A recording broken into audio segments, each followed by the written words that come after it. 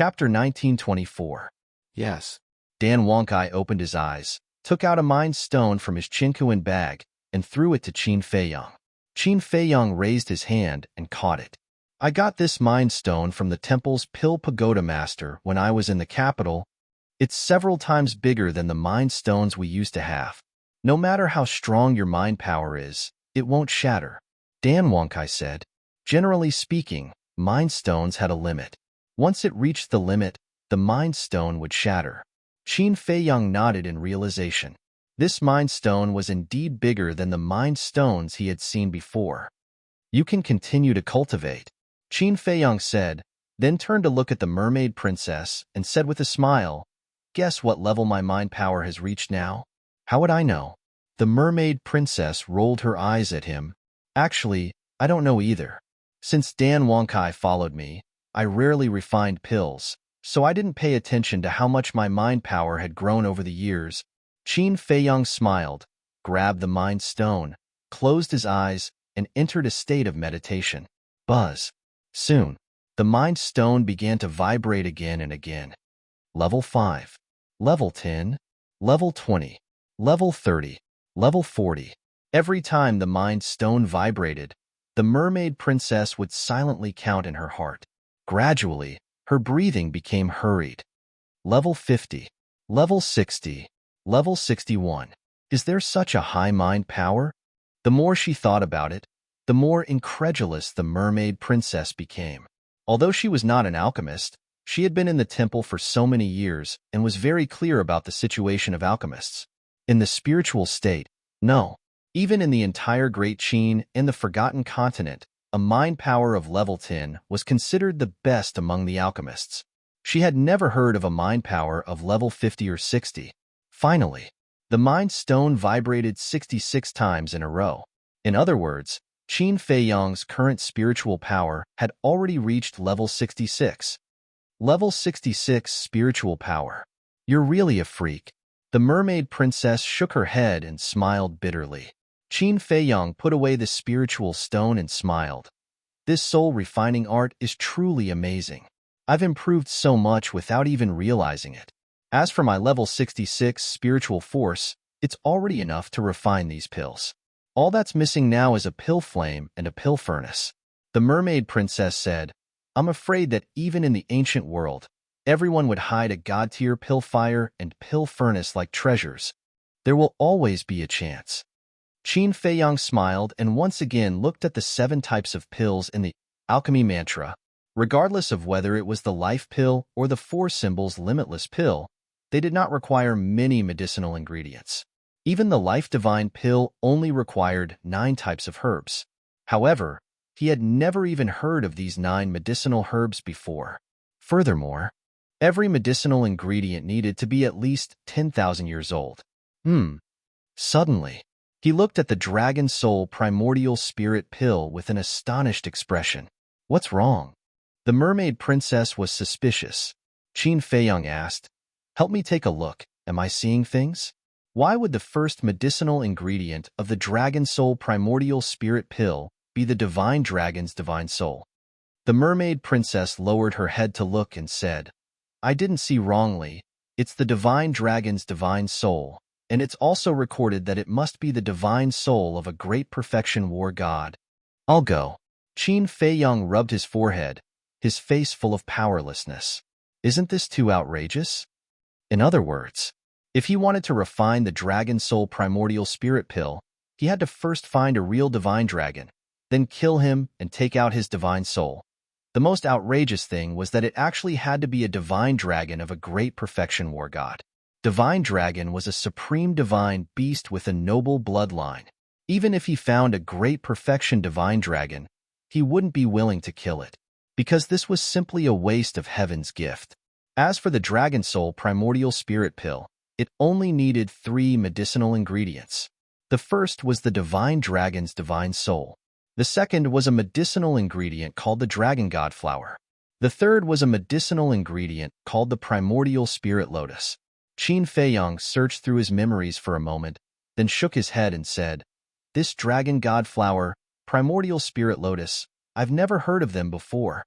The mermaid princess said, Look at the four symbols, infinite divine pills, medicinal ingredients again. Qin Feiyang's gaze shifted to the four symbols, infinite divine pill, and his face twitched slightly. The four symbols, infinite divine pill, only had a total of 5 medicinal ingredients. They were azure dragon, white tiger, vermilion bird, and black tortoise, the 4 divine beasts' blood essence, as well as a medicinal ingredient called the infinite divine fruit. Azure dragon, white tiger, vermilion bird, and black tortoise. I've never seen them before, let alone ask for their blood essence. The mermaid princess said, "Yeah, refining these pills is as difficult as ascending to the heavens." Qin Feiyang sighed helplessly, closed the pill scripture, and closed the iron box. He looked at the mermaid princess and said with a smile, "Let's not think about this for now. You go and cultivate. I'll go out and see if the blood python is left. Be careful." The mermaid princess reminded.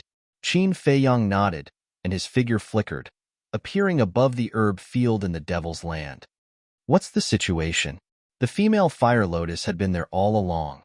Hearing Qin Feiyang's words, the fire lotus smiled helplessly. "See for yourself." Qin Feiyang raised his head and looked at the screen. In the screen, the barrier had not disappeared, and the blood python was still floating inside the barrier. The fire lotus said, "From the looks of it, it seems to believe that we're trapped inside the barrier. Then I'd like to see how long it can delay us." Qin Feiyang snorted and retracted his gaze, his perception covering the entire black tortoise world. Half a year passed. The living beings here had more or less settled down. Conflicts and frictions were constantly occurring. The former overlords, the Vangu League, the Fengtian Palace, the main pagoda, the Nether Hall, and the Heavenly Sun Empire, had collapsed one after another. This also made the other small forces restless. However, they did not dare to fight on a large scale. This was because when they revived in the Iron Ox Town, they already knew that the current ruler of the Black Tortoise World was Qin Feiyang. At the same time, they also knew that the Vangu League and the Fengtian Palace had collapsed. Therefore, the people of the various forces were waiting to see Qin Feiyang's attitude. If Qin Feiyang clearly stated that he would not interfere in the disputes of the Black Tortoise World, then the flames of war would definitely erupt in an instant. Of course, it was also impossible for Qin Feiyang to express this attitude. He also did not want to interfere in the disputes of the Black Tortoise World and let nature take its course. "Brother Qin." Suddenly, a hoarse voice appeared in Qin Feiyang's perception. Qin Feiyang was stunned and followed the voice. Soul Sealing Valley. In the deepest part of the Soul Sealing Valley, in front of an ancient stone tower, a black shadow was floating. "It's him," Qin Feiyang murmured. His eyes flashed slightly and instantly descended in front of the black shadow. "Brother Qin, you're finally here." The black shadow was extremely excited. Qin Feiyang said, "What are you calling me for?" The black shadow said, "Brother Qin, on account of how pitiful I am, help me unlock the seal.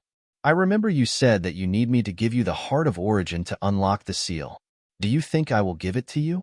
So, let's not talk about this matter," Qin Feiyang said indifferently.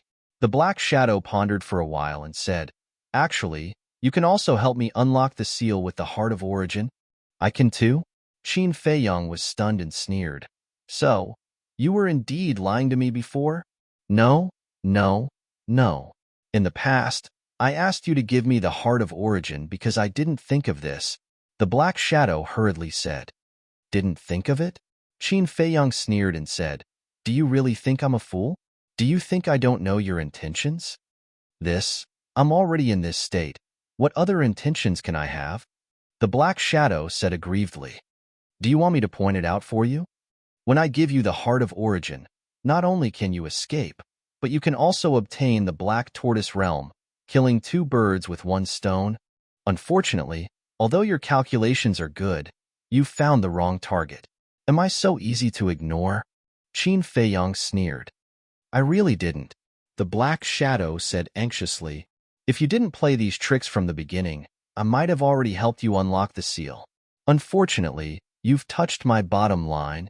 I hate being used and deceived the most." Qin Feiyang said, Okay. It's my fault. It's all my fault. How about this? Let me out, and I'll follow you and work for you in the future. Don't be in a hurry to refuse. Although I'm sealed here, my body is not damaged at all. I can use the power of law, the Black Shadow said. The power of law? Qin Feiyang was stunned and looked at the Black Shadow in surprise. Yes. The power of law that I control is the law of fire. The Black Shadow said. The law of fire? Qin Feiyang frowned. Yes, it's the power of law of fire. The flames that I control can melt any divine item in this world, the Black Shadow said with a hint of pride in his tone. The law of fire. Qin Feiyang murmured and asked calmly, Do you know the power of law very well? Of course.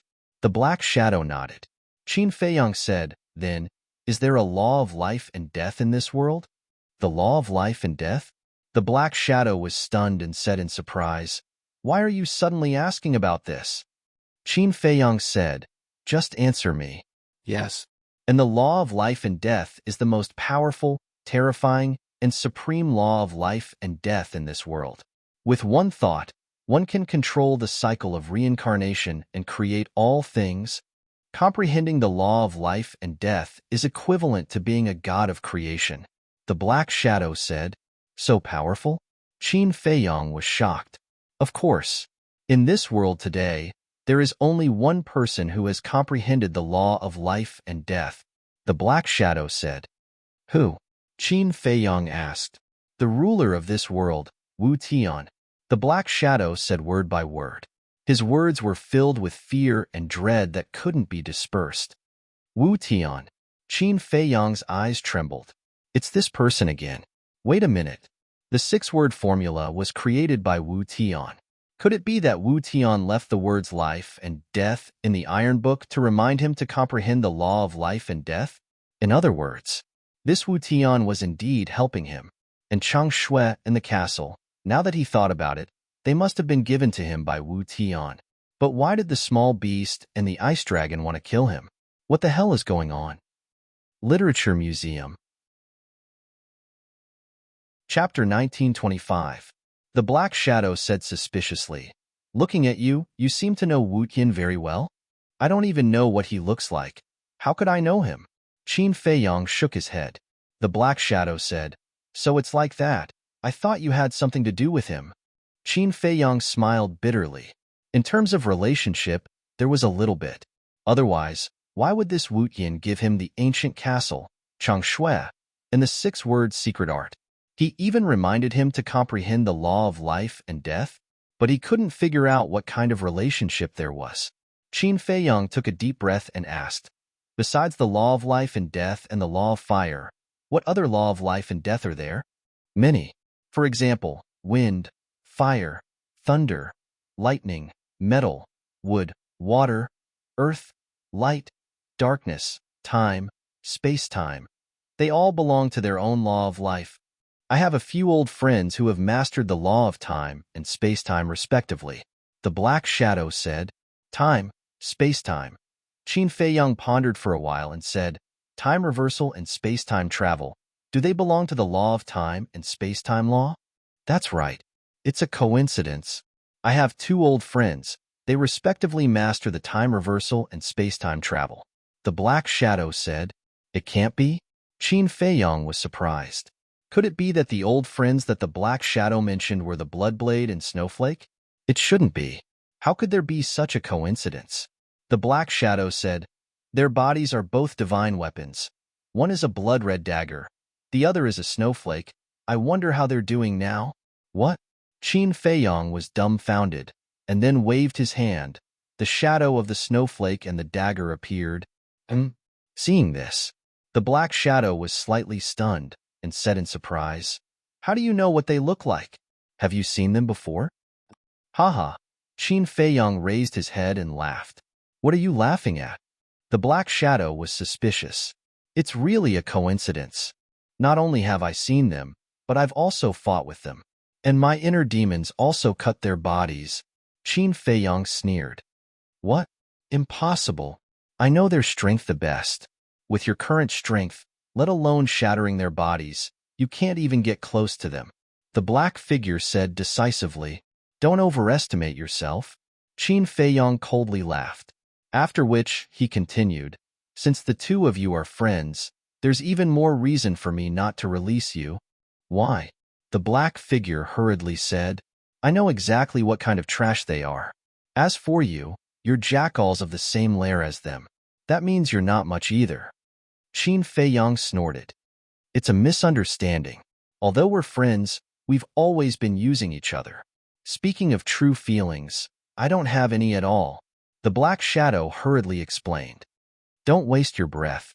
I won't fall for your tricks. After saying that, Qin Feiyong turned around and prepared to leave. Really? You have to believe me.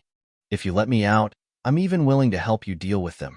The Black Shadow hurriedly stood in front of Qin Feiyong and roared. Deal with them.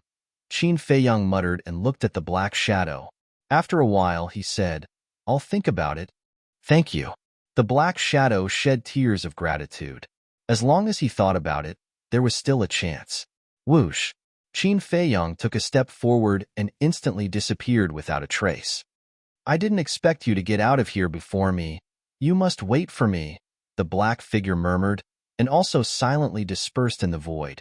Returning to the sky above the herb field, Qin Feiyong looked at the screen. The blood python was still guarding outside, its body full of hostility. I'll go to the castle to cultivate first. Qin Feiyong looked at the female fire lotus and said, Go ahead. Anyway, I can't cultivate now. I'll help you guard here. When the blood python leaves, I'll call you. Fire lotus said, Thank you. Qin Feiyong smiled and entered the castle. Time passed in a flash. 5 days passed. However, 5 years had passed in the castle. White-Eyed Wolf, Lei Bao, Qin Rushuang, Willow Tree, and Yu Huang had all reached the War God realm one after another. Blood Qilin, Zhao Tailai, Tantaili, Chui Li, Golden Divine Leopard, and Tang Hai's cultivation had also improved. Dan Wonkai had also reached the peak of the 9-star combat Emperor realm with the help of a large number of elixirs. Qin Feiyong, come out quickly. On the evening of the 5th day, the female fire lotus's voice was heard in the castle. Qin Feiyong immediately opened his eyes and appeared in the black tortoise boundary with Dan Wonkai. The blood python has just left, but the divine power boundary is still there, Fire Lotus said immediately. Qin Feiyong looked at the screen and then looked at Dan Wonkai and said, You should know the ultimacy of becoming a true god, right? Of course. Dan Wonkai nodded and smiled. Qin Feiyong said, Then you go. When you break through to become a true god, come find me in the herb field. Okay. Dan Wonkai responded and turned into a stream of light, disappearing into the vast world like lightning. Qin Feiyong also retracted his gaze and looked at the screen again. There was indeed no trace of the blood python in the boundary. Fire Lotus asked, Are you confident that you can break the boundary? I can even injure its divine body, let alone a mere barrier. Qin Feiyong smiled confidently, but then he frowned again and did not go out for a long time. What's wrong? Fire Lotus looked at him in confusion. Qin Feiyong said, I was thinking, since the blood python has left, why didn't it remove the boundary? Is there a problem? Fire Lotus asked. Of course there is a problem. Think about it. If it really thinks that we have escaped, why would it leave this behind? The only explanation is that it is still suspicious that we are trapped here. Maybe it is pretending to leave to lure us out. Qin Feiyong said. Hualien frowned when she heard that. Qin Feiyong thought for a while and smiled. I think we should wait a little longer. Do as you wish. Fire Lotus said. Time passed quietly. The night passed, and the sun slowly rose from the horizon. At this moment, the blood python rushed out from the mountains below and entered the screen. Hualien was stunned for a moment. Then, she glanced at Qin Feiyong. She didn't expect him to guess correctly. If they went out yesterday, it would be equivalent to walking into a trap. This person's mind is not simple. Fire Lotus muttered and looked at the blood python in the screen. When the blood python entered the barrier, its divine sense appeared and scanned the void with a gloomy gaze. Human brat, no matter where you hide, this emperor will not let you go. All of a sudden, it let out a roar, filled with anger, and flew into the depths of the mountain. The barrier also dissipated. We can go now. Qin Feiyang smiled at Fire Lotus, then controlled the Black Tortoise realm and flew away like lightning. Half a day later, the Black Tortoise realm finally crossed the mountain range and appeared above a plain. The plain was huge, full of weeds and shrubs, and there were many large and small ponds. And in those pools, one could basically sense terrifying, ferocious might. Obviously, there were berserk beasts hiding in the ponds. Whoosh! Two figures, one male and one female, suddenly appeared beside one of the ponds. It was Qin Feiyang and Fire Lotus. Fire Lotus looked around and asked, "Next, are you going directly to the Gua family, or?" "No. Let's go somewhere else first and see if we can get soul stones," Qin Feiyang said. "Soul stones?" Fire Lotus was stunned and frowned. "A few days ago, didn't you just swindle 10,000 soul stones?" "It's all used up," Qin Feiyang said. "So fast?" Fire Lotus was stunned. "It's not like you don't know that the time inside the castle is different from outside. Although only 5 or 6 days have passed outside, 5 or 6 years have passed inside the castle. Those 10,000 soul stones have already been refined by us." Qin Feiyang smiled bitterly. Fire Lotus was stunned and shook her head helplessly. "At this rate, no matter how many soul stones there are, it won't be enough for you." "Yeah, if only we can get a few soul veins," Qin Feiyang said. "Not enough soul veins. The castle's time rules are too abnormal. Even the production of level 9 soul veins can't keep up, unless there are hundreds or thousands of level 9 soul veins.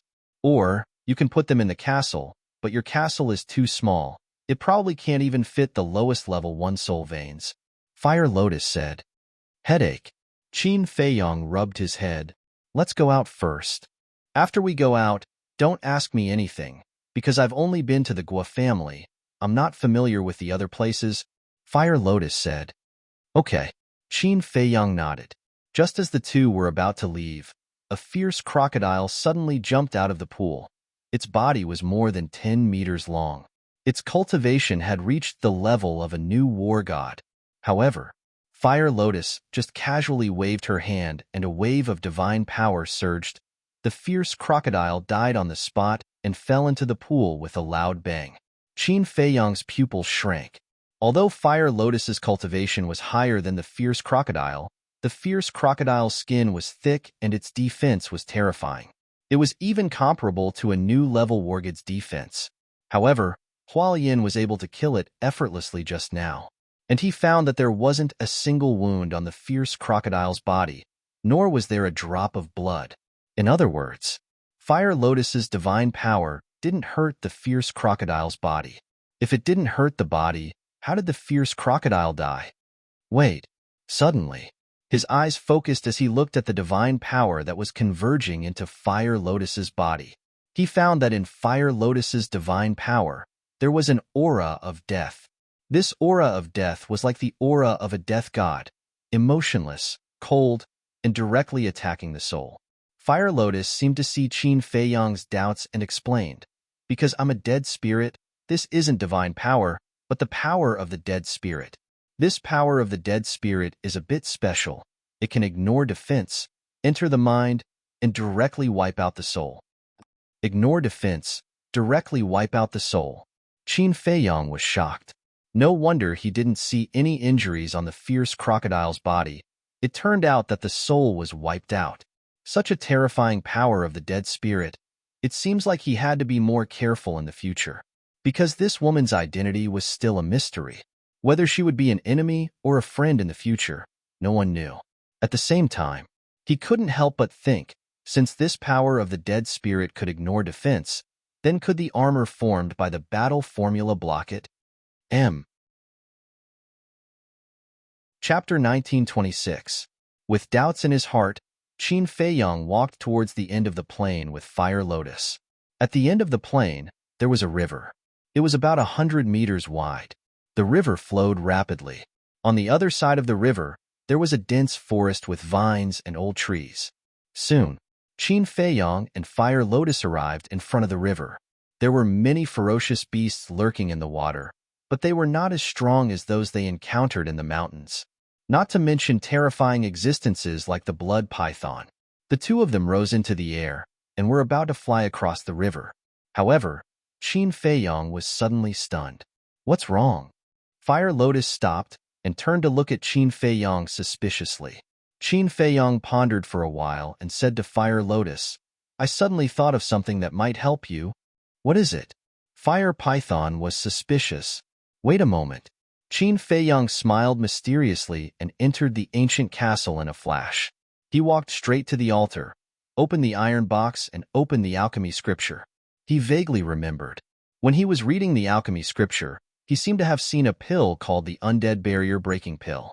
However, he was attracted by the heavenly dust divine pill and did not pay attention to it.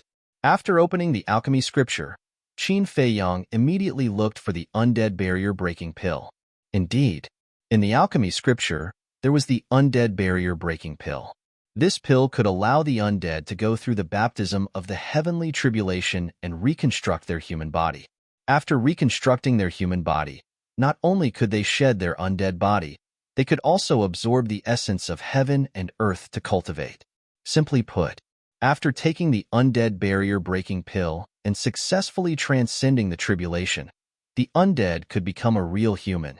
As for the undead barrier-breaking pill, it required a total of 4 herbs. They were undead flower, death fruit, young wood, and extreme young thunder fire. I've never heard of these herbs before.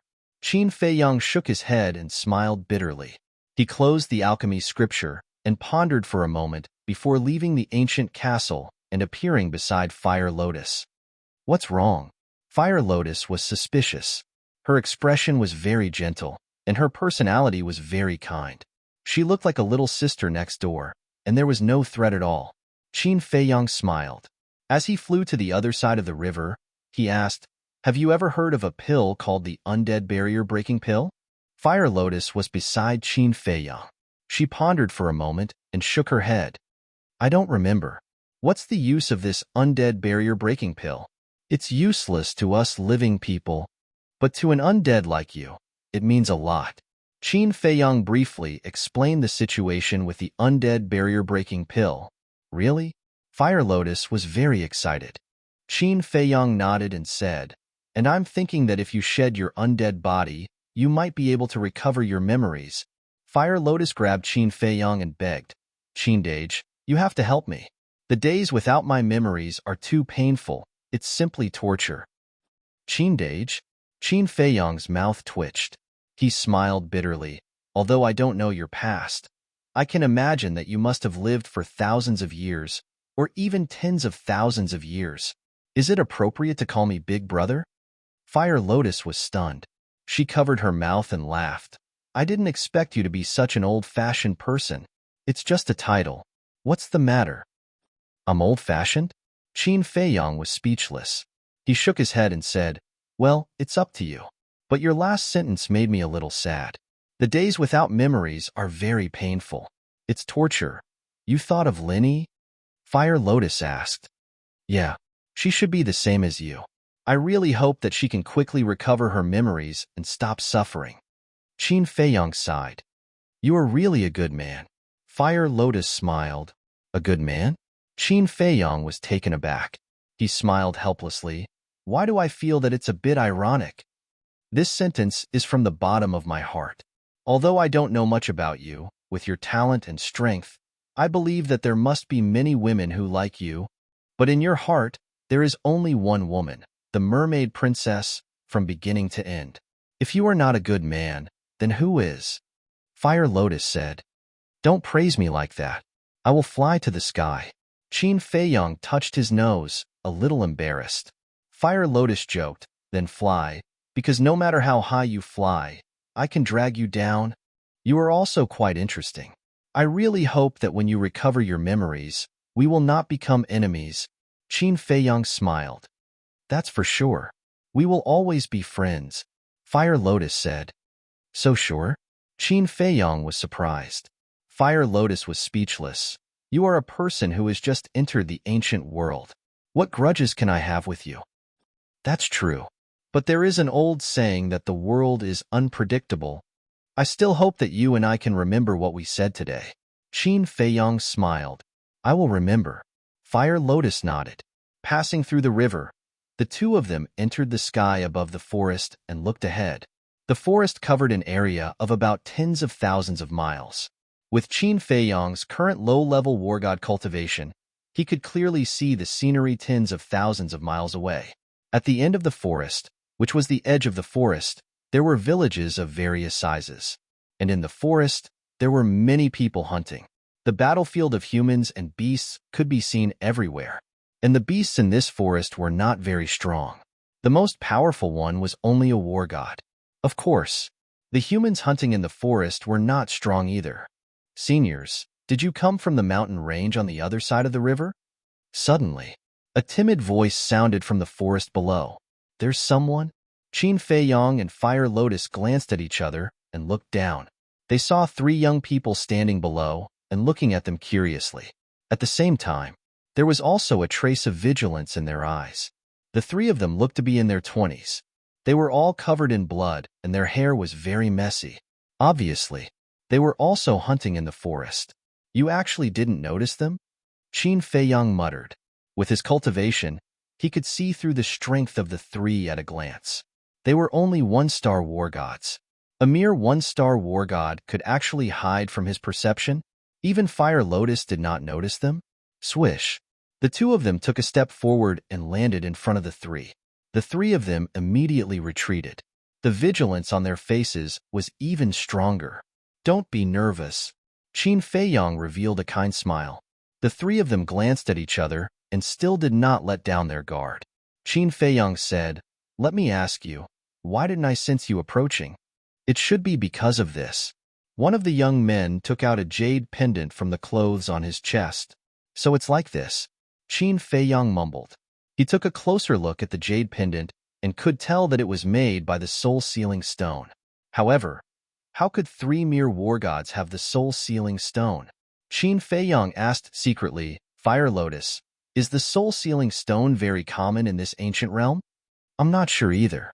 But last time, when I sneaked into the Gua family, I found that many people were wearing the soul-sealing stone. Fire Lotus transmitted her voice. That's right. The soul-sealing stone is not considered a rare thing in the ancient realm. Qin Feiyang smiled bitterly. Thinking back to when he was in the Great Qin and Forgotten Continent, finding a soul-sealing stone was as difficult as ascending to the heavens. But here, it was like carrots and cabbages everywhere. The young man who took out the jade pendant asked suspiciously again, Seniors, did you come from the other side of the river? Is this very important? Qin Feiyang was suspicious. Yes. The young man nodded. The other two young men also waited for Qin Feiyang's answer with a look of anticipation. Yes. We came from the land of the undead, Qin Feiyang said. So, you guys crossed that mountain range? The three of them asked in surprise. That's right. Qin Feiyang nodded. Amazing. It's said that there are monarch god-level beasts in that mountain range. The three of them were extremely shocked. You guys know about it too? Qin Feiyang asked. Of course. We live in a village outside the forest. Although we have never been to that mountain range, we have heard about it from the elders in the village. They said that the mountain range is a forbidden area. And this river here is the dividing line. You must not cross it. Two lords, to be able to cross the land of the undead, you must be very strong. Can you accept us as your disciples and teach us how to cultivate? The three young men looked at Qin Feiyang and Fire Lotus with a pleading look. Disciples? Qin Feiyang and Fire Lotus looked at each other. Two lords, please accept us. We just want to become stronger. The three of them looked at each other and even knelt on the ground and begged, What's going on? Qin Feiyang frowned. They were just strangers who met by chance. They didn't even know what kind of person he and Fire Lotus were, and they wanted to be apprenticed. Fire Lotus walked forward and smiled. Get up first. The three of them got up and looked at Fire Lotus with a pitiful look. Fire Lotus's eyes were very gentle. Tell me first, why do you want to become stronger? We want to protect our family in the village. Yes, we don't want to be oppressed by them anymore. The three of them clasped their hands and said, Oppress? Who is oppressing you? Qin Feiyong was suspicious. The Guo family, one of the young men said, his eyes full of hatred. The Guo family? Qin Feiyong was stunned and frowned. The Guo family you're talking about, is the patriarch called Guo Zixiong? Yes. The three of them nodded. Qin Feiyong and Fire Lotus looked at each other. Fire Lotus said telepathically, "It seems that the Guo family is not a kind person." Qin Feiyong's eyes flashed and looked at the three young men calmly. How does the Guo family oppress you? The Guo family is very domineering. Hundreds of villages of various sizes within a few 100,000 miles are all controlled by them. Usually, not only do they beat, scold, and bully us, but they also ask us to hand over 50 soul stones to them every year. You two lords must know how precious soul stones are. On the market, they are basically priceless. Villages like ours can only barely gather 50 pieces after working hard for a whole year. Sometimes, when we're unlucky and can't find anything valuable, we can't even gather that many. The three young men were talking at the same time, and all of them had an angry look on their faces. Literature Museum.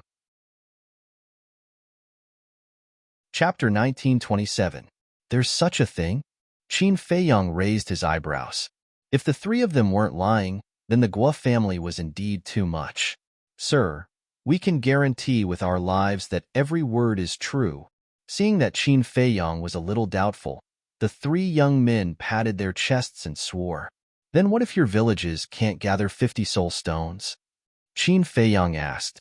Pay with your life. Kill one person for every soul stone missing. Over the years, more than 20 people in our village have been mercilessly killed by them. The eyes of the three were filled with resentment. Pay with your life. Hearing this, Qin Feiyong was furious. How could they do such an inhumane thing? How pitiful. Fire Lotus sighed. Sir, please take us in. We really don't want to be bullied by the Guo family anymore. The three young men begged bitterly. You're so anxious. Have you never thought that we're bad people? Or are we from the Guo family? Qin Feiyong said. The Guo family. The three of them looked at the two of them with fear in their eyes. Don't be so nervous. I do have some connections with the Guo family, but I'm not from the Guo family. Qin Feiyong smiled. You have connections with the Guo family? The three of them trembled and immediately turned around to flee, because in their view, having connections with the Guo family meant that they were related. What three reckless brats! At least before they become apprentices, they should find out the other party's identity. Qin Feiyong shook his head and laughed. Although they are reckless, it also shows how desperate they are. Otherwise, they wouldn't be so desperate. And when they heard that you have connections with the Guo family, they immediately ran away. It shows how scared they are of the Grand Preceptor. Fire Lotus said. It doesn't make sense. Our ancestor is such a kind person. How could he be friends with the Guo family? Not to mention leaving behind a marriage contract? Qin Feiyong frowned. I think there's something fishy about this. We need to investigate. Fire Lotus said. It's not just an investigation, it's a thorough investigation. A cold light flashed in Qin Feiyong's eyes. If the Guo family was really such a person, then the possibility of the marriage contract being forged could not be ruled out. If the marriage contract was forged, then don't blame him for being impolite. But, regardless of whether the marriage contract was real or fake, Guo Zixiong definitely knew the ancestor. Let's go. Let's catch up to them and find out more information, Qin Feiyong said. Fire Lotus nodded. The two of them were both low-level war gods. His speed was much faster than the three youths. In just a few breaths' time, he had caught up with them. Sir, we were wrong. Please don't kill us. Their faces turned pale as they knelt on the ground and begged in despair. Get up. We are all men. How can we kneel to anyone? Qin Feiyong raised his eyebrows and shouted. The three of them trembled and hurriedly crawled to their feet. They stood together, cowering in fear. Qin Feiyong asked, Do you know about the Gao family? Yes. They rule over another area with a few hundred villages, and just like the Guo family, they ask the villages to hand over 50 soul stones every year. The three of them hurriedly said. Qin Feiyong said, I'll say it again. Although I have a relationship with the Guo family, I'm not a member of the Guo family. I won't hurt you. But the three of them did not believe him. Qin Feiyong shook his head helplessly and asked, "Then do you know about the war between the Guo family and the Gao family?" "We've heard about it." The three of them said, "I want to know the details." Qin Feiyong said, "We don't know the details either. We only heard people talking about it occasionally." The three of them were extremely anxious. Qin Feiyong said, "Then tell me what you know." "Yes, yes, yes. The Gao family and the Guo family have always been enemies. And whether it's the Guo family or the Gao family, they both want to invade each other's territory and expand their power. But because their overall strength is about the same, although there has been friction over the years, they haven't really shed all pretense of cordiality, and basically, it's just the friction between the younger generation. The older generation has never interfered. But half a year ago, it's said that the Guo family's patriarch, Guo Zixiang, suddenly led a group of gods of war and attacked the Gao family.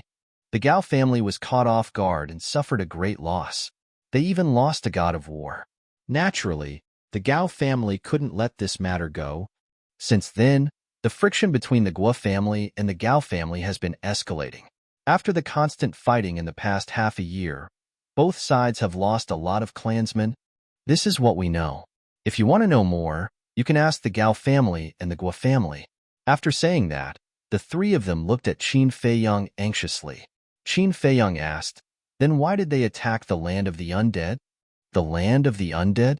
We really don't know about this," the three of them said. Qin Feiyong said, "Give me the coordinates of the Gao family and give me a few altars." "We have the coordinates, but we don't have the altars, because a teleportation altar costs 1,000 god crystals. We can't afford it." The three of them said bitterly, "Is 1,000 god crystals a lot?" Qin Feiyong was doubtful. The three of them didn't know how to answer. Qin Feiyong looked at the three of them and waved his hand. All right, just give me the coordinates." The Gao family's land is in the southwest. After giving the coordinates to Qin Feiyong, the three of them ran into the forest and disappeared. Qin Feiyong looked at Fire Lotus and asked again, "Is 1,000 god crystals really a lot?" "I don't know." Fire Lotus shook her head. Qin Feiyong shook his head and smiled bitterly. He had just come to the ancient world, so he didn't know what 1,000 god crystals was. "Looks like I have to inquire about the situation of the ancient world in detail." Qin Feiyong exhaled and brought Fire Lotus with him. They kept teleporting and soon left the forest. One by one, the villages came into sight. The big villages had thousands of families. The smallest village had more than 1,000 families. As for cultivation, the strongest was only a 5- or 6-star war emperor. However, compared to the Great Qin and the Forgotten Continent, the strength of these villages was not simple, because in the Great Qin and the Forgotten Continent, other than the Liu family, there was no other village that could compare to the villages here. Even the 9 provinces of the Great Qin and the 9 regions of the Forgotten Continent combined could not compare to a village here. "I'm really looking forward to it." Qin Feiyong did not stop and directly teleported to the southwest. About an hour passed. Suddenly, he stopped above a village. This village had more than 10,000 families. Moreover, he sensed the aura of a false god in the village. Obviously, this village was overseen by a false god. "Where did you come from?" Following a hoarse shout, a white-haired old man flew into the sky. Qin Feiyong sized up the white-haired old man. This old man was the false god that he had sensed. At the same time, the white-haired old man was also sizing up Qin Feiyong and Fire Lotus. Suddenly, his pupils suddenly shrank, and he hurriedly bowed and said, "Greetings, lords." He was actually unable to see through the cultivation of these two people. That meant that they were definitely war gods. Qin Feiyong laughed. "Old man, there's no need to be so polite." The white-haired old man did not dare to be negligent at all, and said respectfully, "May I ask, what orders do you have for coming here?" Qin Feiyong said, "I'm just passing by." "So you're just passing by?" The white-haired old man heaved a sigh of relief. Qin Feiyong said, "Old man, I want to ask, is your village ruled by the Guo family or the Gao family?" "We belong to the Guo family," the white-haired old man said. Qin Feiyong asked, "What's the Guo family's character like?" The Guo family's character? The white-haired old man was stunned and immediately became vigilant, asking carefully, "May I ask if you're from the Guo family?" Qin Feiyang turned his head to look at Hualien and said with a smile, "See, people with a bit of experience are indeed different," Fire Lotus said, "more cautious than those three brats." Qin Feiyang looked at the white-haired old man and laughed. "Old man, don't worry, I have nothing to do with the Guo family." The white-haired old man did not believe him immediately. Qin Feiyang laughed. "Think about it. If I'm from the Guo family, then I'll definitely know that this village is ruled by the Guo family. Then, I wouldn't have asked you before." The white-haired old man thought about it and nodded. "You're right, my lord. As for the Guo family's character, there's no need for an old man like me to say. In this area, you can ask anyone and you'll know." The old man did not say it directly. Obviously, he did not want to get into trouble. Qin Feiyang, of course, saw through the white-haired old man's thoughts. He laughed. "All right then, I won't make things difficult for you. But can you lend me a teleportation altar?" "You want to borrow a teleportation altar?" The white-haired old man was a little surprised. The two war gods did not have a teleportation altar? Qin Feiyang said, "We used to have one, but it's been used up recently." "I see." The white-haired old man nodded in realization, took out an altar from his cosmos bag and said, "I only have one altar. I'll give it to you, my lord." "Thank you." Qin Feiyang cupped his hands and thanked him, then grabbed the altar and was about to open it. Whoosh! But at this moment, two men in black suddenly descended above the village. The two men were both 2 meters tall, with bulging muscles on their bodies, looking extremely strong, and there was a fierce aura between their eyebrows. And their cultivation was at the false god realm. Looking at the two men, the white-haired old man's expression changed. He quickly flew over and bowed. "Greetings, Lord Guocheng, Lord Guoshan." "Guocheng, Guoshan? Are they from the Guo family?" Qin Feiyang was suspicious. "Yes." Guocheng and Hualien raised their noses and nodded in an overbearing manner.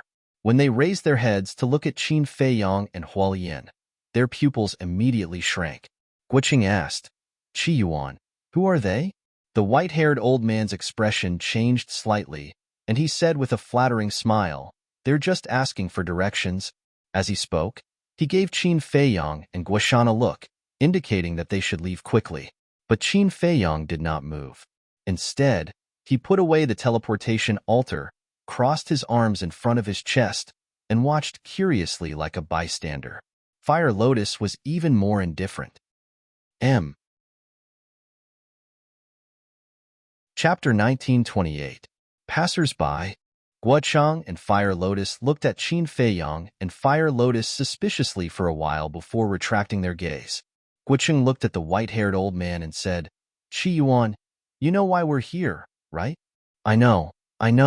I've already prepared it." Qi Yuan smiled flatteringly, took out a Chinquin bag from his bosom, and respectfully handed it to Guocheng.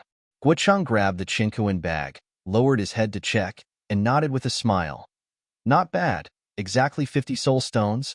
The white-haired old man smiled flatteringly. "In front of the two lords, how would I dare to lie?" "Soul stones," Qin Feiyang murmured and sent a sound transmission. "It seems that they are really from the Guo family." "Since they are from the Guo family, why don't they know you?" Fire Lotus was puzzled. "I guess not many people know about the marriage contract." Qin Feiyang thought. These two were only false gods, at most 2 errand boys, so they shouldn't be qualified to know about these things. However, the Guo family's cultivation was indeed too much. A rare treasure like the soul stone could be said to be priceless. For a village to gather 50 soul stones in a year, it would probably take the entire clan's strength. This was simply exploitation. At the same time, Guocheng threw the Chinquin bag to Guoshan, looked at the white-haired old man with contempt and said, "I don't think you have the guts, but from next year onwards, the soul stones will be doubled." "Doubled?" The white-haired old man was stunned and asked suspiciously, "Lord, what does this mean?" "It means that from next year onwards, villages with false gods like yours will no longer have to hand in 50 soul stones, but 100. Guocheng said. 100? The white-haired old man was startled, and his face suddenly turned pale. These bastards who eat people without spitting out the bones. Qin Feiyang also frowned. The Guo family was getting more and more outrageous. Lord, why is this? 50 soul stones a year is already far beyond our burden. Let alone 100? Isn't this asking for our lives? The white-haired old man asked anxiously. This is the patriarch's order. Guocheng said calmly. The white-haired old man clenched his fists and roared, I'm going to argue with Guo Zixiang. 100 soul stones a year. Is he going to give us a way out? What? I have to hand over 100 soul stones in the future? The Guo clan is going too far. At this moment, the villagers below ran out of their houses one after another and gathered together. They all looked at Guocheng and Guoshan with anger and resentment. Guocheng raised his eyebrows and glanced at the villagers. He looked at the white-haired old man and shouted, Do you want to rebel? He had heard of it. A trace of panic appeared on the white-haired old man's face. But then, he straightened his back and roared, The government forces the people to rebel. If the Guo family really forces us like this, we might rebel. Haha, Guocheng and Guoshan couldn't help but laugh out loud. Qi Yuan, there's something you don't know yet, right? The Gao clan's territory has already been taken over by my Guo clan. My Guo clan's power now is even greater than before. You dare to rebel? Guoshan laughed. What? They've already invaded the Gao clan's territory? Qi Yuan was surprised. That's right. Just yesterday evening, the clan leader led more than 20 war gods and killed their way into the Gao clan. Except for Gao Guofeng and Gao Xiaowei, everyone in the Gao clan was wiped out by us. Now say it again. Are you rebelling? Guocheng sneered at the white-haired old man. Hearing this, the white-haired old man's old face turned pale. Say it. Aren't you very brave? Didn't you even dare to call our clan leader by his name? What? Now that you've heard the news of the Gao clan's destruction, you don't dare to say anything? Old thing, I'm giving you face, but you don't want it. Guocheng took a step forward and immediately slapped the white-haired old man's face. A blood-red palm print appeared. Streaks of bright red blood flowed out from the corners of the white-haired old man's mouth. However, the white-haired old man turned a deaf ear to this. His whole person seemed to have become numb. He stood there in a daze, his eyes dim and his face indifferent. The Guo clan's strength skyrocketed after annexing the Gao clan. In the future, their villages would undoubtedly have no way to survive.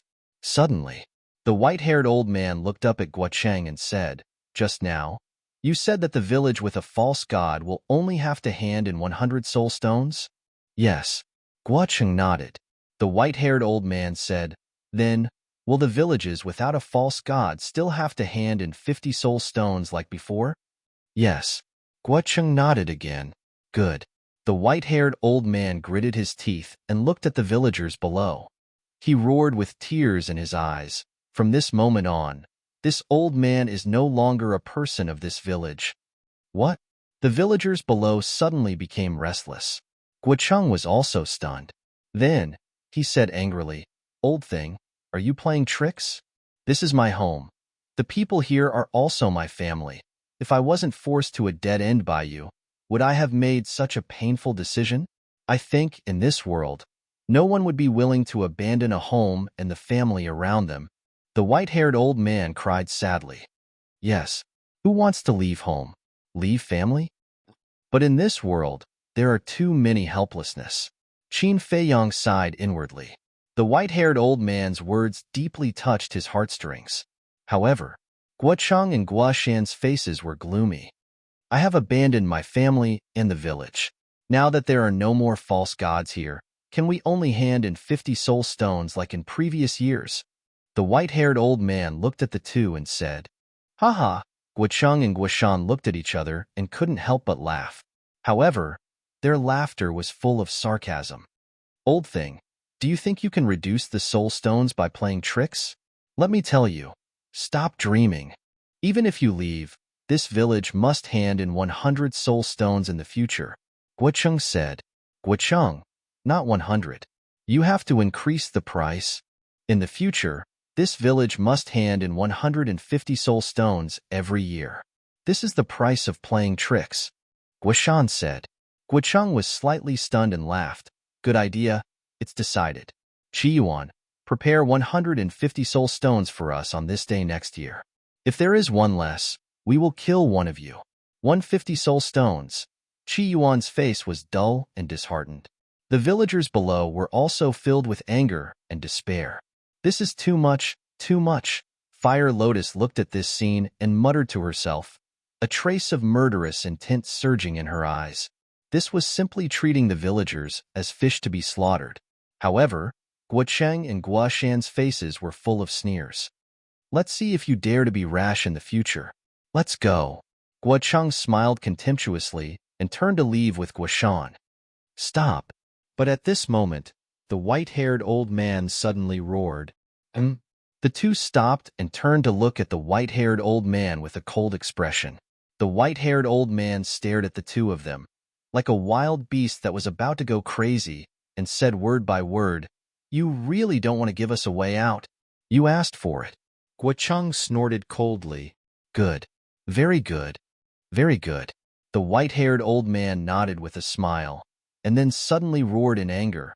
If you don't give us a way out, you can forget about living. Boom. The white-haired old man took a step towards Guo Cheng and Guo Shan, and a destructive aura rushed out from his body. Self-destruction. Old man, are you crazy? Guo Cheng and Guo Shan turned pale with fright. Yes, I am crazy, but it's because of you. The white-haired old man roared. Don't. Let's talk things over. The two of them shouted as they fled in fear. There's nothing to talk about. For this village, for these family members, I have to stand up bravely. I believe that after I self-destruct, the people in the other villages will slowly wake up and rebel against the Guo family. One day, the Guo family will pay the price for everything you've done. The white-haired old man roared, and there was no fear on his face. Shua. But just as the white-haired old man was about to self-destruct, a young figure suddenly appeared behind him. It was Qin Feiyang. Qin Feiyang raised his arm and gently pressed on the white-haired old man's shoulder. The white-haired old man's self-destruction was forcefully stopped. The white-haired old man was stunned, and he turned to look at Qin Feiyang. My lord, what are you doing? Qin Feiyang smiled. Old man, life is so precious. How can you seek your own death? The white-haired old man sighed. My lord, I don't want to either, but as you can see, I can only do this. Don't worry. There's always a way out. Qin Feiyang smiled and looked at Guo Cheng and Guo Shan. He flicked his finger, and a strand of divine power shot out. After the white-haired old man stopped self-destructing, the two of them immediately activated a teleportation altar. The divine power blasted out, and the awakened altar shattered. The two of them stood awkwardly in the air and looked at Qin Feiyang. Your Excellency, please don't meddle in other people's business. I have a bad habit. Whenever I see someone bullying others, I can't help but attack. Moreover, I owe Qi Yuan a favor. I can't just sit by and watch. Qin Feiyang smiled. Oh? The two of them were suspicious. How could Qi Yuan be related to a war god? However, Qi Yuan himself was also suspicious. Why didn't he know that this young man owed him a favor? Qin Feiyang looked at the two of them and smiled. Before you came, Qi Yuan gave me a teleportation altar. What? Giving you a teleportation altar is considered a favor? The two of them were stunned. Although a teleportation altar is nothing, it's still a favor. A drop of water should be repaid with a gushing spring, Qin Feiyang said. My lord, you. Qi Yuan looked at Qin Feiyang in a daze. He didn't know what to say. Leave this to me. Qin Feiyang smiled at Qi Yuan. Is this okay? They're from the Guo family. The Guo family not only has dozens of war gods, but their patriarch, Guo Zixiang, is also a great success war god. Moreover, the old patriarch of the Guo family is even stronger. He's a perfect war god. The white-haired old man said worriedly, Literature Center. Chapter 1929. After the white-haired elder finished speaking, before Qin Feiyang could say anything, Guo Cheng and Qi Yuan sneered. Qi Yuan is right. Not only does our Guo family have dozens of war gods, but we also have a perfected war god. You better think carefully about what you should and shouldn't care about. Once they thought about their backing, the two of them became tough again. Sir, you should leave. The Guo family has swallowed the Gao family and is even more powerful than before. Don't get yourself into trouble. Qi Yuan advised earnestly. If I leave now, what will you do? Continue to self-destruct? And the villagers below, if you really self-destruct and die together with these two, Guo Zixiong will not let them go. By then, the fate of your clansmen will be even more miserable, Qin Feiyang said. Qi Yuan's expression froze.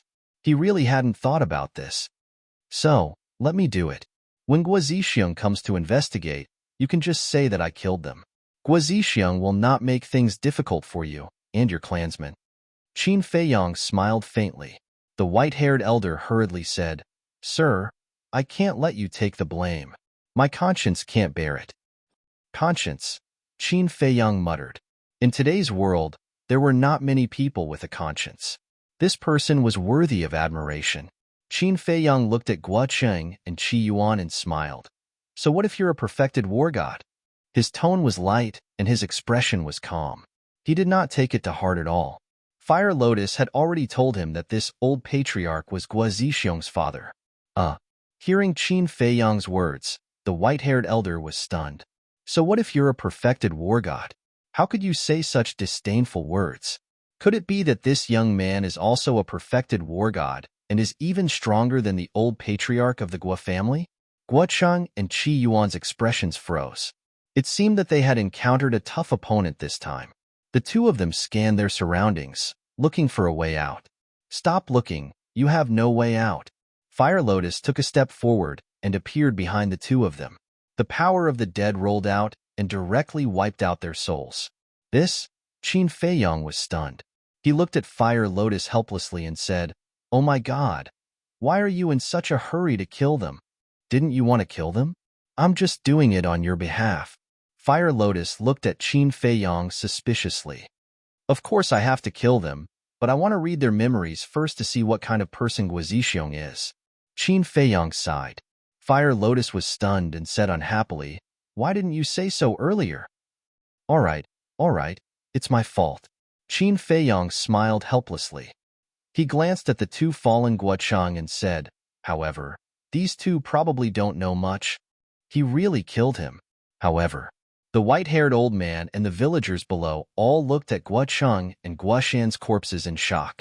They originally thought that Qin Feiyang and Guo Shan were just scaring Guo Cheng and Guo Shan, but they didn't expect that. In the end, they killed them without any hesitation. Who exactly were this man and woman? They weren't even afraid of the Guo family. Bang! Guo Cheng and Guo Shan's corpses fell to the ground below. Qin Feiyang took a step forward and landed in front of the two. After searching their bodies for a while, he took out two Chinkuan bags. Hua Lian also landed beside him in a single step. The white-haired old man also hurriedly flew towards the two. Qin Feiyang checked the two Chinkuan bags and looked at Fire Lotus with a smile. Not bad. There should be more than 10,000 soul stones in Guo Shan's Chinkuan bag.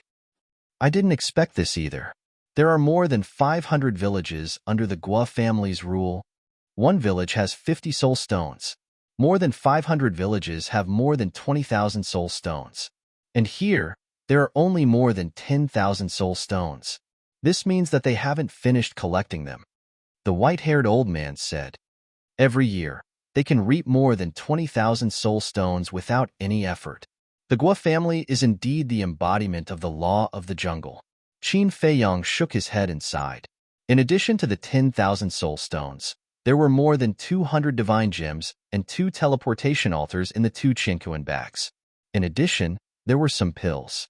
However, they were only pills with 2 or 3 elixir veins. They weren't very valuable. Qin Feiyang took out a divine gem and looked at it with a frown. What's wrong? Fire Lotus was suspicious. Look, the 2 false divinities only added up to a little over 200 deity crystals. It seems that 1,000 divine gems is indeed a big fortune in the ancient world, Qin Feiyang thought. There must be a lot of divine gems in the Guo family's treasure vault. You might as well marry Guo Zixiong's daughter. Then, you'll get a lot of wealth without any effort. Fire Lotus snickered. Am I the kind of person who would reap without any effort? Qin Feiyong rolled his eyes at her. Yes. Fire Lotus nodded seriously. Qin Feiyong shook his head and laughed. But you did remind me. If the marriage contract is fake, then I'll have to take a look at the Guo family's treasure vault. See, you still want to reap without any effort. Fire Lotus rolled her eyes. How is this the same? Qin Feiyong helplessly took out 1,000 soul stones and smiled at the white-haired old man. These 1,000 soul stones should be enough for you to become a warlord. Take them. The white-haired old man looked at the soul stones and waved his hand. I don't dare to take these soul stones. Sir has already helped us a lot. If I take these soul stones, am I still human? Just take them. When you become stronger, take good care of your family.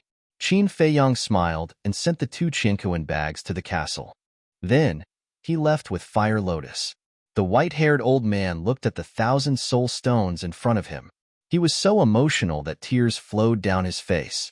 Suddenly, he raised his head to look at the backs of Qin Feiyong and the other man and shouted, Sirs, can you tell me your names? Qin Feiyong. Qin Feiyong said without turning his head. Thank you, young Master Qin. The white-haired old man bowed deeply at the backs of the 2. Fire Lotus smiled. Qindage, you're so kind. I thought you were going to take all the soul stones. This Qi Yuan has a good heart. It's okay to give him some soul stones. Qin Feiyong faintly smiled. Then, are we still going to the Gao family? Fire Lotus asked. Qin Feiyong pondered for a while and said, Let's go and have a look. Maybe we can still meet Guo Zixiong and the Gao family. After saying that, Qin Feiyong opened a teleportation altar. The 2 walked up one after another. Soon, they landed in the sky above a plain. The plain was about 12 miles wide, but there were big and small pits everywhere. These were the traces left behind by the battle. In the middle of the plain, there was a city. The city was not big. It covered an area of about a few miles. Like the plain, it was also broken and filled with a tragic aura, and there were many corpses and blood on the ground. And in the city, Qin Feiyong could also sense the aura of dozens of false gods. They were cleaning the battlefield. Needless to say, these faux divinities were from the Guo family, because Guo Cheng had said before that except for the 2 people named Gao Guofeng and Gao Xiaowei, everyone in the Gao family had been slaughtered by the Guo family. The Guo family is really ruthless. Looking at the devastated city, Qin Feiyong shook his head and sighed. Even mortals have disputes, let alone cultivators. Things like this are basically happening all the time. Fire Lotus said. Qin Feiyong nodded. Indeed, the path of cultivation was crueler than anything else. Qin Feiyong did not release his spirit sense. He used his perception to sense the aura in the city. After a while, Qin Feiyong frowned and said, I can't sense the aura of Guo Zixiong and Guo De, but there is the aura of a war god in the city. And this aura isn't weak. I can sense it too. It seems to be a low-level war god.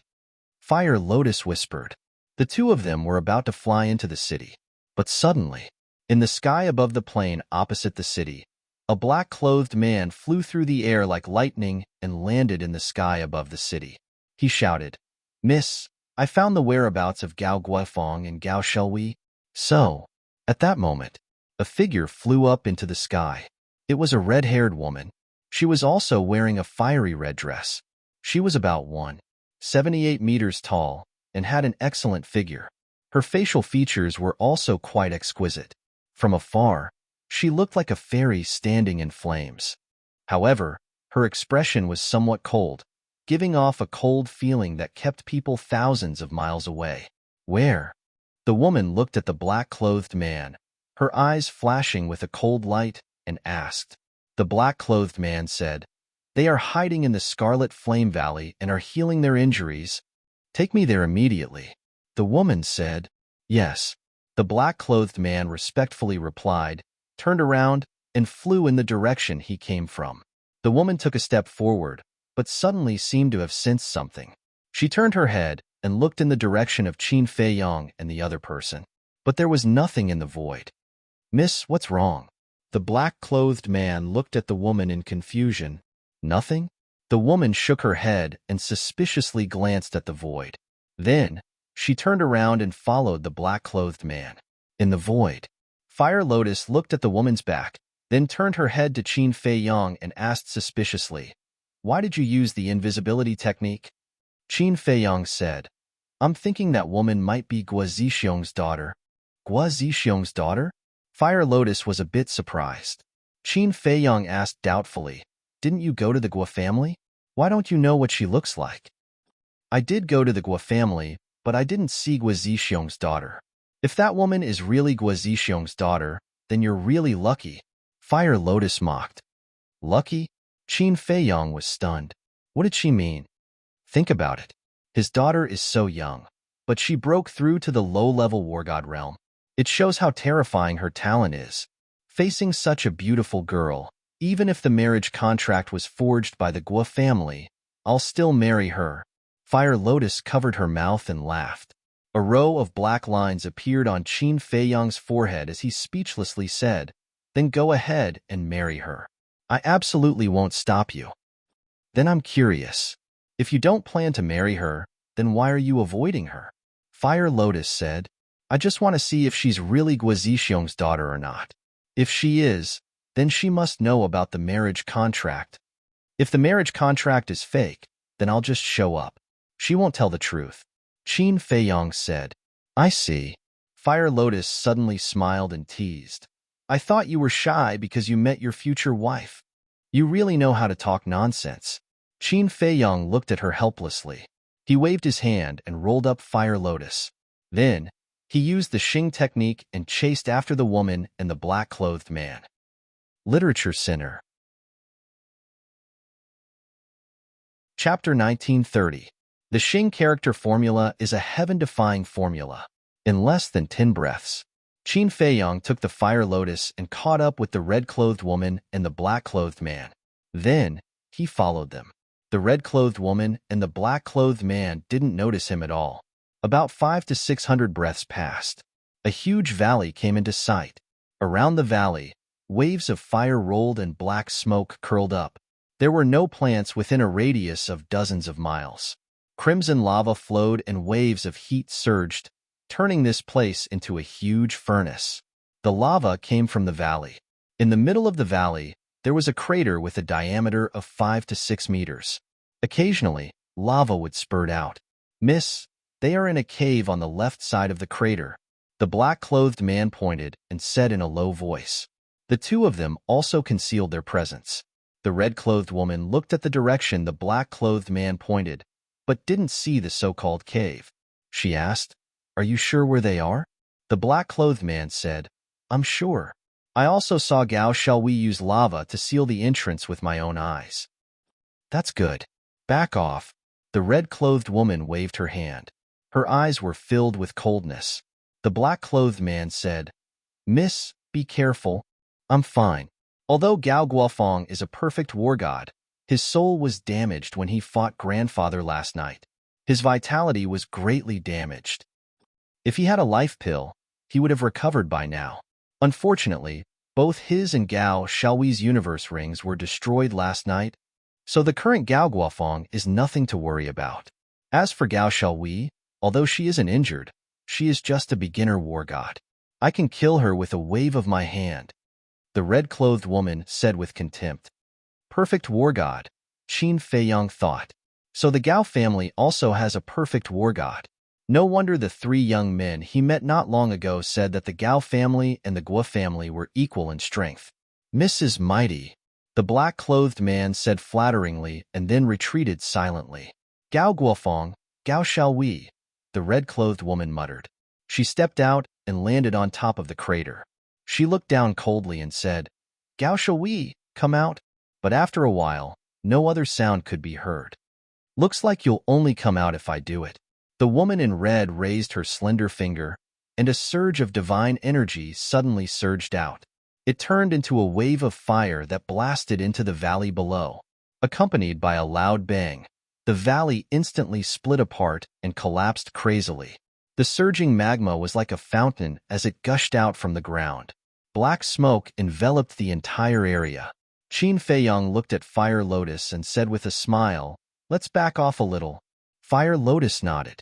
The two of them retreated 50 to 60 miles and stood in the void, watching from afar. To a mortal, it would take several hours to cover a distance of 50 to 60 kilometers even if they ran nonstop. However, to Qin Feiyang and Hualien, it was nothing. They could teleport away. Furthermore, with their current eyesight, they could see everything clearly even from tens of thousands of miles away. Just as the two of them retreated, two figures suddenly rushed out of the black smoke. It was an old man and a young woman. Although the old man was old, he had a ruddy complexion and white hair, and his body was quite strong. And the young woman was about the same as the woman in red. Her appearance was also quite good. She was more than 7 meters tall and was extremely slender. Her jet black hair was tied together, making her look full of heroic spirit. Her skin was also very soft. However, the old man and the young woman were in a sorry state at the moment. Especially the old man. His body was covered in blood, his eyes were dim and lifeless, and there was a sense of weakness between his eyebrows that couldn't be dissolved. After the two of them appeared, they didn't bother with the woman in red. They didn't even say a word and directly teleported away. However, there was a trace of fear on their faces. "Gao Guofeng, you're a perfect war god. Facing a junior like me, you actually ran away without fighting. Aren't you afraid of being laughed at?" The woman in red said mockingly. She took a step forward, and her speed instantly increased by several times. In the blink of an eye, she appeared in front of Gao Guofeng and Gao Guofeng. The two of them braked and stopped in the void. Gao Shui immediately glared at the woman in red and shouted, "Guosweki, don't go too far." "Guosweki," Qin Feiyang mumbled. So that was the name of the woman in red. Guosweki looked at Gao Shui expressionlessly and then shifted her gaze to Gao Guofeng. After observing carefully for a while, she said, "As I expected, your divine soul hasn't been repaired. Even if it hasn't been repaired, it's not something that a little kid like you can block." Gao Guofeng shouted furiously, and there was a hint of anger in his tone. His divine power was like a tide that carried a terrifying aura as it rushed toward Guosweki. Guosweki's eyes flickered. She seemed to be hesitating whether to fight head-on. Suddenly, a cold light flashed across her eyes. She raised her hand, and a flame-like divine power appeared. It roared in the sky and collided with Gao Guofeng's divine power. Boom! A loud explosion that shook the sky suddenly exploded. A wave of destructive energy surged out in all directions. The land within a radius of tens of thousands of miles was razed to the ground. Dust and smoke covered the sky. Qin Feiyang also went to the Black Tortoise world with the Fire Lotus. This was because once they were affected by the fluctuations of battle, the concealment technique would disappear. However, it was different in the Black Tortoise world. No matter how Guosweki and the other two fought, even if they self-destructed, it wouldn't affect them. Outside, when the dust settled, Guosweki was pushed back dozens of miles. Her face was pale, and there was a trace of blood at the corner of her mouth. The skin on her arm was also cracked. Blood dripped down from her fingertips. However, Guosweki ignored this injury and stared at Gao Guofeng, who was standing in the void opposite her. Gao Guofeng stood firmly in the void and didn't even move a step. He didn't look any different from when he first appeared. The aura exuding from his body was extremely terrifying. How is this possible? Last night, I saw with my own eyes that his divine soul was damaged, and he could only use the strength of a beginner god of war. But now, he actually pushed me back. Could it be his divine soul has been repaired? Guosweki muttered to herself and looked at Gao Guofeng with a face full of shock. Gao Shui glanced at Guosweki and ran to Gao Guofeng's side and asked, "Grandpa, are you okay?" Gao Guofeng waved his hand and said with a hoarse smile, "Don't worry, Grandpa is fine." Guosweki raised her eyebrows and said, "Your Qian Kuren ring was destroyed and you didn't have the life elixir. How could you repair your divine soul so quickly?" "Little girl, you are still too young. Although the Qian Kuren ring was destroyed, the life elixir is such an important elixir. I will definitely store it elsewhere." Gao Guofeng sneered. Damn it, Guosweki cursed in her heart. If Gao Guofeng's divine soul hadn't been repaired, she wouldn't be afraid at all. However, once Gao Guofeng's divine soul was repaired, it would be easy for him to kill her with his cultivation as a perfect god of war. Immediately, she had the thought of retreating. Wait, but suddenly, she looked Gao Guofeng up and down again. Something was wrong. If Gao Guofeng's divine soul had really been repaired, why did he take Gao Xiaohui and run away? Logically speaking, if Gao Guofeng's divine soul had been repaired, given the deep hatred between the two families, he should immediately take the initiative to kill her, or take her captive and use her as a bargaining chip to threaten the Guo family. But now, although Gao Guofeng was overbearing, he still had the intention to take the initiative to attack. Suddenly, Guosweki showed a look of realization. Her red lips curled up slightly as she wiped the blood on her hands and said with a smile, "You are indeed an old fox. I almost fell for your trick." Hearing this, a look of panic flashed across Gao Guofeng's face. Obviously, his divine soul hadn't been repaired. However, on the surface, his expression didn't change. He put his hands behind his back and pretended to be calm as he looked at Guosweki and asked, "What do you mean? If your divine soul has been repaired, why are you still standing there and not doing anything? If I am not wrong, your situation is worse than mine in the confrontation just now. Stop pretending. Your divine soul hasn't been repaired at all." Guosweki sneered. The Black Tortoise World. Looking at Guosweki and Gao Guofeng, Qin Feiyang said with a smile, "The people in this ancient world are indeed not simple characters." Fire Lotus was stunned. She pursed her lips and said with a smile, "Qin Dage isn't afraid. Is he? Afraid?" Qin Feiyang smiled. In terms of scheming, he really wasn't afraid of anyone. Outside, hearing Guosweki's words, Gao Guofeng's expression still didn't change. His aura became more and more terrifying. He had to continue pretending, because only by scaring away Guosweki could he and his granddaughter Gao Xiaohui live. However, his weak body didn't allow it. Puff. The blood that had been held in his throat suddenly spurted out.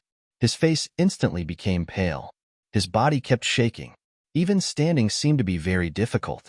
Gao Xiaohui's expression changed. She quickly stretched out her hands and grabbed Gao Guofeng's arm. "Finally, you can't pretend anymore." Guosweki's face was full of ridicule. Gao Guofeng smiled bitterly and turned to look at Gao Xiaohui. He said with a face full of guilt, "Xiaohui, I'm sorry. Grandpa is too useless. I can't even protect you." "Grandpa, don't say that. I'm the useless one." Gao Xiaohui shook her head and tears flowed down. "The Gao family only has today's achievements and status because of our ancestors' hard work. But I didn't expect that it would all be destroyed by my hands overnight. Xiaohui, Grandpa is the sinner of the Gao family." Gao Guofeng cried out in grief. "Grandpa, cheer up. You still have me." Gao Xiaohui cried out. Then she turned around and protected Gao Guofeng behind her. She said without turning her head, "Grandpa, I will protect you." Looking at his granddaughter in front of him, Gao Guofeng undoubtedly blamed himself. He actually needed his granddaughter to protect him? He was a perfect war god. Where was his face? Gao Guofeng pushed Gao Xiaohui away and roared, "Xiaohui, you are our Gao family's only hope now. You can't die here. Grandpa will hold her back. Run and find your brother. Ask him to avenge us. No one can escape." Guosweki smiled coldly. Chapter 1931. Accompanied by a loud clanging sound, a world-destroying sharpness appeared in front of him. Following that, a thin red sword appeared in Guosweki's hand. The thin sword looked like it was made of magma. The fire dragon was engraved on the sword hilt. The fire dragon divine sword. Looking at the thin sword, Gao Guofeng's face changed. He shouted anxiously, "Xiaohui, don't hesitate. Hurry. I can't leave you behind, grandfather." Gao Xiaohui shook her head. Looking at Gao Guofeng and Guosweki, there was a trace of fear for the fire dragon divine sword, but more than that, there was a reluctance to leave Gao Guofeng. Clang! The fire dragon divine sword in Guosweki's hand had awakened. The aura was shocking, like a tide, covering the sky and shattering the earth. High-grade divine weapon. Black Tortoise World. Qin Feiyang's eyes lit up. Even the Guo family's patriarch, Guo Zixiang, only has a middle-grade divine weapon, But this girl has a high-grade divine weapon? Looks like Gua Sweki's status in the Gua family isn't low. Qin Dage, if you really become the Gua family's son-in-law, your future will be limitless, Fire Lotus said with a smile. Qin Feiyang heard this and felt helpless. Outside, facing Gao Xiaoyi's stubbornness, Gao Guofeng was both touched and anxious. He was touched because of his granddaughter's filial piety. He was anxious because if Gao Xiaoyi didn't leave, both of them would die here. All these years, the Guo family and Gao family had been at odds. Because of this, Gao Guofeng knew everyone in the Guo family like the back of his hand. After all, there was a good saying, "Know yourself and know your enemy, and you will win every battle." He had watched Guo Sueki grow up, so he knew Guo Sueki very well. Although she was beautiful, she had a heart as venomous as a snake and scorpion. Once he was killed, he would never show mercy to his granddaughter, Gao Xiaoyi. Clang. Guo Sueki looked coldly at the grandfather and granddaughter duo. She shook the fire dragon divine sword in her hand, and thousands of sword chi roared out, forming a huge fire dragon. It bared its fangs and brandished its claws as it pounced towards the duo. The appearance of the fire dragon also meant that the power of the fire dragon divine sword had recovered to its peak state. Seeing this, Gao Guofeng immediately pushed Gao Xiaoyi away and shouted, "Xiaoyi, now is not the time to be sentimental. Let's go. We must find your big brother." Then, like a moth darting into a flame, he pounced towards the fire dragon formed by the sword chi. "Grandpa," Gao Xiaoyi screamed in despair. "Go." Gao Guofeng roared without turning his head. Tears streamed down Gao Xiaoyi's face as she stared at Gao Guofeng's back. Then, she turned around and fled into the depths of the mountain. Guo Sueki saw it all, but she didn't care about Gao Xiaoyi. She took a step forward and charged towards Gao Guofeng with a cold expression. Her black hair danced in the wind, and her clothes fluttered in the wind. She looked like a merciless goddess. "Guo Sueki, my Gao family has not perished yet. Your Guo family will definitely pay the price for the sins you have committed today." Gao Guofeng roared angrily, and with what little divine power he had left, he blasted towards the fire dragon. After all, he was a perfect war god. Although his divine soul was damaged and he was unable to unleash his peak strength, he was still not to be underestimated. Boom! Accompanied by an earth-shaking explosion, the fire dragon formed by the sword chi let out a wail and dissipated in the air. But at the same time, Gao Guofeng's body trembled as he spat out blood. His old face was completely drained of blood. Even with his divine soul damaged, he can still display such terrifying strength, as expected of the old patriarch of the Gao family. However, this is probably your last bit of strength. Die. Guo Sueki was as cold as ice as she landed in front of Gao Guofeng. The fire dragon divine sword shone brightly and slashed forward. Ah! Immediately, Gao Guofeng let out an unwilling scream as his divine body was sliced into two by the fire dragon divine sword. Grandfather, hearing Gao Guofeng scream, Gao Xiaoyi turned around and saw this scene. She was instantly enraged. However, she did not stop and continued to escape with all her might. Strange, Black Tortoise World. Fire Lotus looked at Gao Guofeng's corpse with a hint of suspicion in her eyes. What's strange? Qin Feiyang turned around and looked at her suspiciously. Why didn't Gao Guofeng self-destruct? Since he was going to die anyway, he might as well self-destruct and die together with Guo Sueki. Fire Lotus said. Because of Gao Xiaoyi. Gao Xiaoyi hasn't escaped far. If he self-destructs, it will definitely affect Gao Xiaoyi. Qin Feiyang smiled. That's true. Fire Lotus was stunned. She nodded and smiled. Then, she asked suspiciously, Qin Dage, aren't you going to help the Gao family? Help the Gao family? Why should I help them? Qin Feiyang was puzzled. The enemy of my enemy is my friend. The enemy of the Gao family and the Guo family is naturally our friend. Fire Lotus said. Qin Feiyang was stunned. He helplessly said, although the Guo family's conduct isn't that great, the matter of the marriage contract hasn't been investigated yet. It's still too early to say that the Guo family is our enemy. So, Qin Dage still has some thoughts about the Guo family in his heart? Fire Lotus covered her mouth and laughed. What thoughts? Qin Feiyong was confused. Playing dumb? Of course it's about Guosweki, Fire Lotus said. Qin Feiyong was helpless to the extreme. He really wanted to ruthlessly knock this woman's head.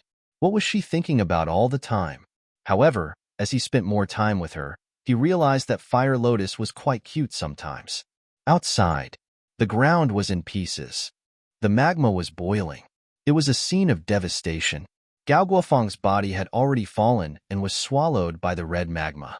Guosweki looked down coldly. Then, she grabbed the Fire Dragon Divine Sword and chased after Gao Xiaowei. The black-clothed man standing in the distance also immediately chased after her. Qin Feiyong also controlled the Black Tortoise Realm and silently followed behind Guosweki. In front, Gao Xiaowei felt Guosweki's aura. Her pale face was filled with panic and fear. Guosweki was an initial stage war god. Although she was also a war god, she was only an initial stage war god. Although there was only a difference of one stage, it was like an insurmountable chasm. Whether it was strength or speed, Guosweki surpassed her by too much. If this continued, she would not be able to escape. Whoosh! As expected, in less than 100 breaths, Guosweki relied on her suppressive speed to block in front of Gao Xiaowei. Gao Xiaowei slammed on the brakes and looked around in panic. Then, she looked at Guosweki and said angrily, "Don't go too far." "Go too far?" Guosweki sneered. Her eyes were filled with disdain. "Think about it. You've been competing with me in secret all these years. You don't want to lose to me. But in the end, I've always been stronger than you." Gao Xiaowei clenched her fists and said angrily, "Are you humiliating me?" "Humiliating you? The Gao family is already destroyed. You're no longer the young miss of the Gao family. You're not worthy to be my opponent.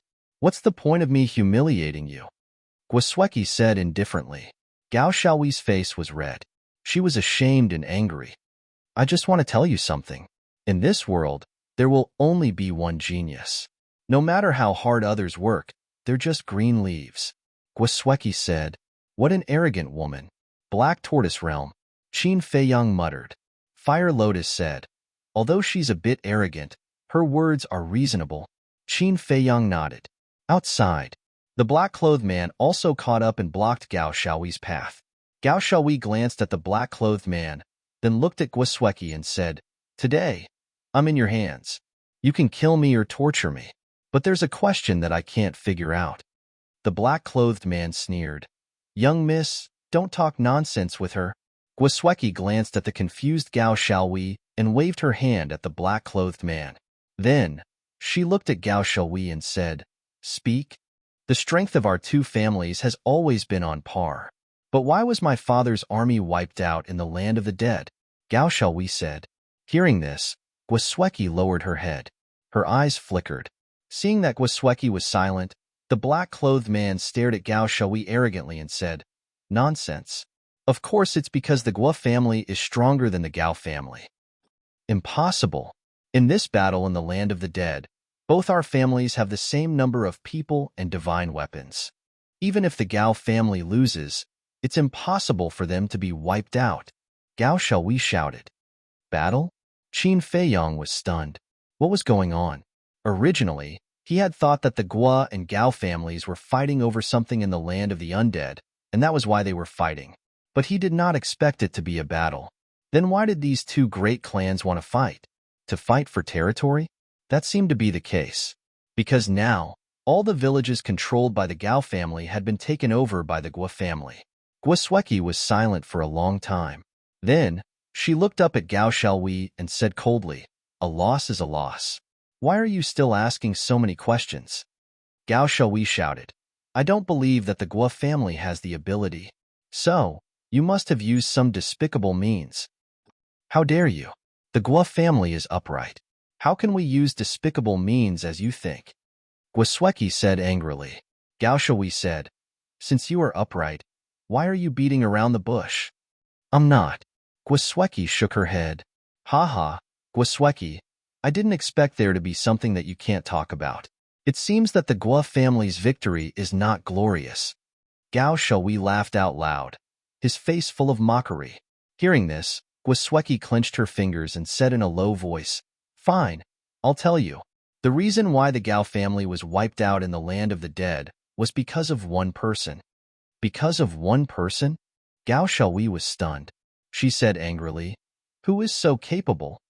My Guosweki took a deep breath and said, "My fiancé." Fiancé? Gao Xiaowei's face was full of surprise. She asked, "Why didn't I know that you have a fiancé?" "I didn't know before. Grandfather and father only told me about it recently." Guosweki sighed. "Fiancé," Gao Xiaowei murmured and smiled sadly.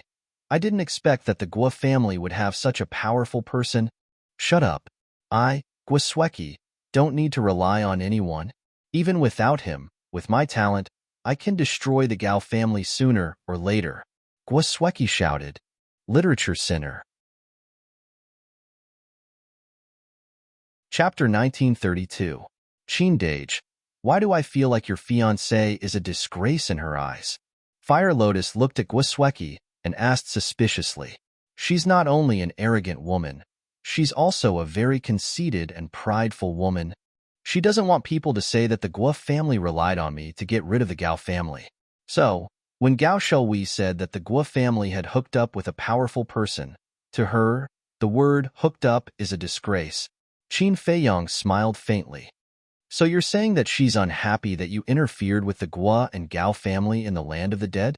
Fire Lotus was stunned, and Qin Feiyang nodded.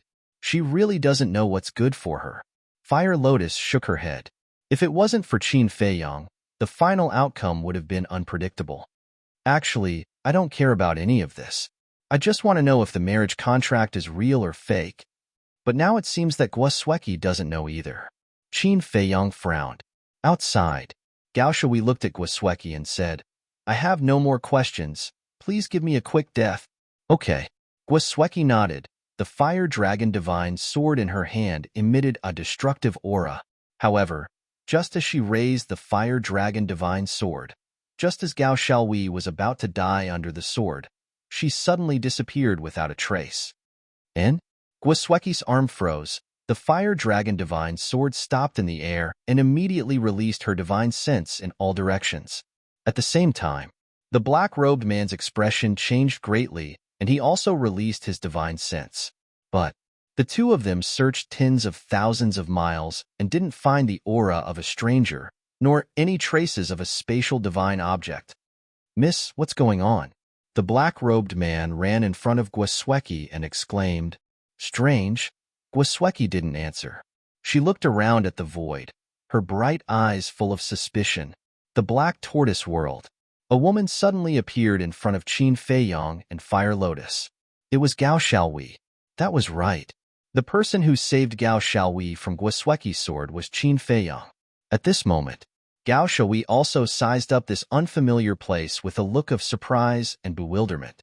Fire Lotus glanced at Gao Xiaowei and asked through telepathy, "Qindage, why are you saving her again?" Qin Feiyang secretly laughed and said, "The heavens are virtuous." When Fire Lotus heard this, she pouted. "Who are you? Where is this?" At this moment, Gao Xiaowei retracted her gaze and looked at Qin Feiyang warily. "Don't worry. If we wanted to harm you, we wouldn't have saved you just now," Qin Feiyang said with a smile. Gao Xiaowei did not let her guard down because of this. She asked curiously, "Why did you save me? I don't even know you." "We really don't know each other, but saving a life is better than building a 7-floor pagoda. Just think of me as a good person," Qin Feiyang said. "Good person?" Gao Xiaowei sized up the two and said with a flattering smile, "Don't pretend. What is your purpose? Just tell me." In this world, who wasn't selfish? How could there be a good person? It's so hard to be a good person. It's really frustrating. Qin Feiyang shook his head. Fire Lotus covered her mouth and laughed. "It's not that it's hard to be a good person. It's just that you look like a bad person." Qin Feiyang was stunned and shook his head helplessly. He looked at Gao Xiaowei and said, "Take us to the Guo family." "The Guo family?" Gao Xiaowei was slightly surprised and said, "Why are you going to the Guo family? Did these two have a grudge against the Guo family?" "That's none of your business. As long as we go to the Guo family, I will let you go," Qin Feiyang said. Gao Xiaowei was taken aback and quickly asked, "Really? A gentleman never goes back on his word, Qin Feiyang said and looked up at the image in the sky. Guosweki had already left with the man in black. Gao Shui also looked at Guosweki's back and asked suspiciously, "Brother, where are we now? Why can't Guosweki's immortal will find us?" "Here." Qin Feiyang's eyes twinkled and said with a smile, "You are in my divine dimension item." Divine dimension item.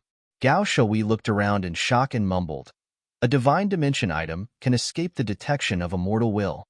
Maybe it's because my divine dimension item's level is a bit high, so a mortal will can't find it." Qin Feiyang smiled. "A divine dimension item that a mortal will can't find? What level is it?"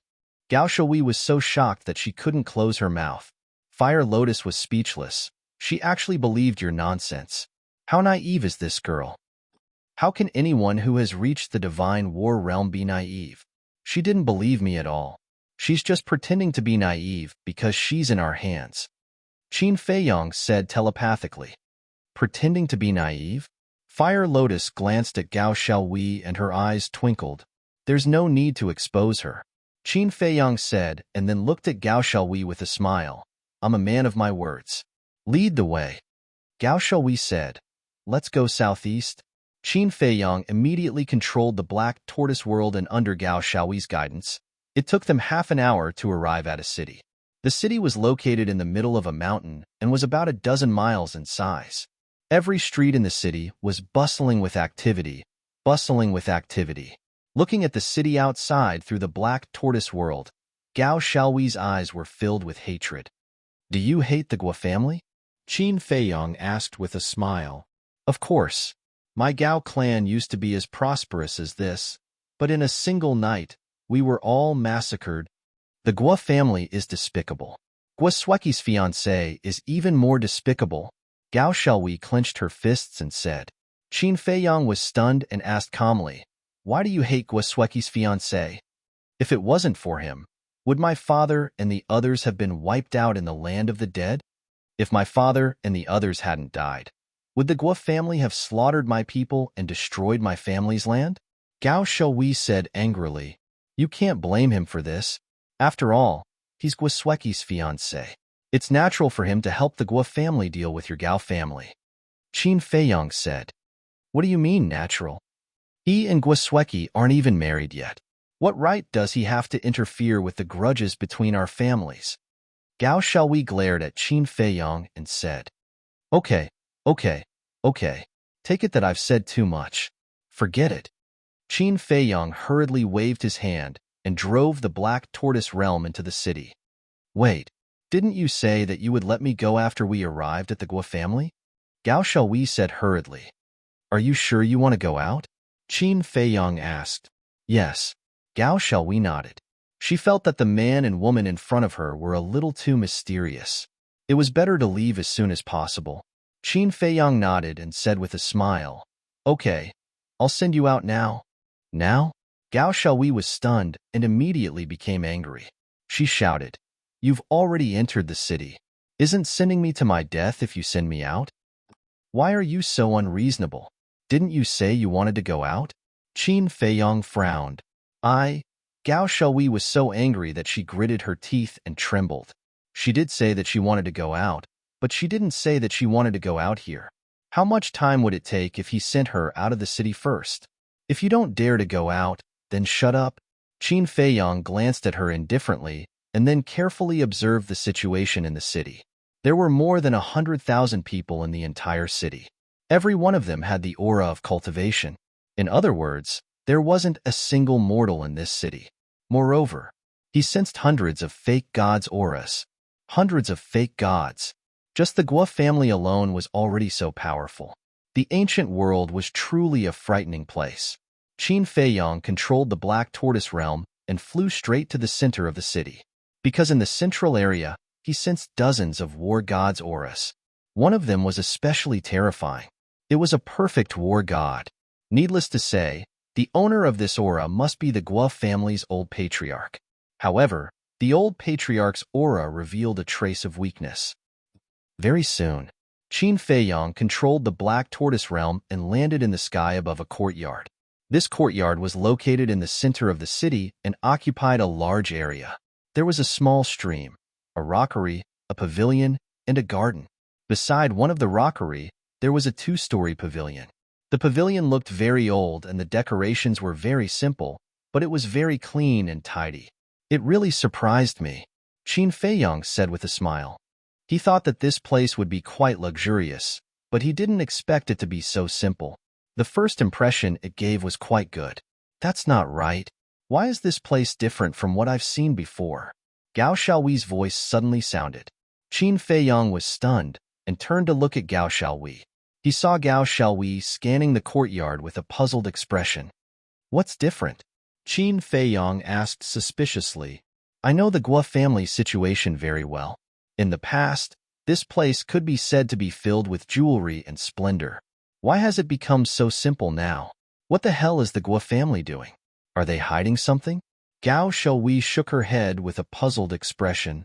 Filled with jewelry and splendor. What are they hiding? Qin Feiyang frowned. Gao Xiaohui's words were somewhat thought-provoking. Swish. Suddenly, a middle-aged man appeared in the courtyard out of thin air. It was Guo Zixiang. Father. Guo Zixiang walked to the front of the pavilion and called out softly. Creak.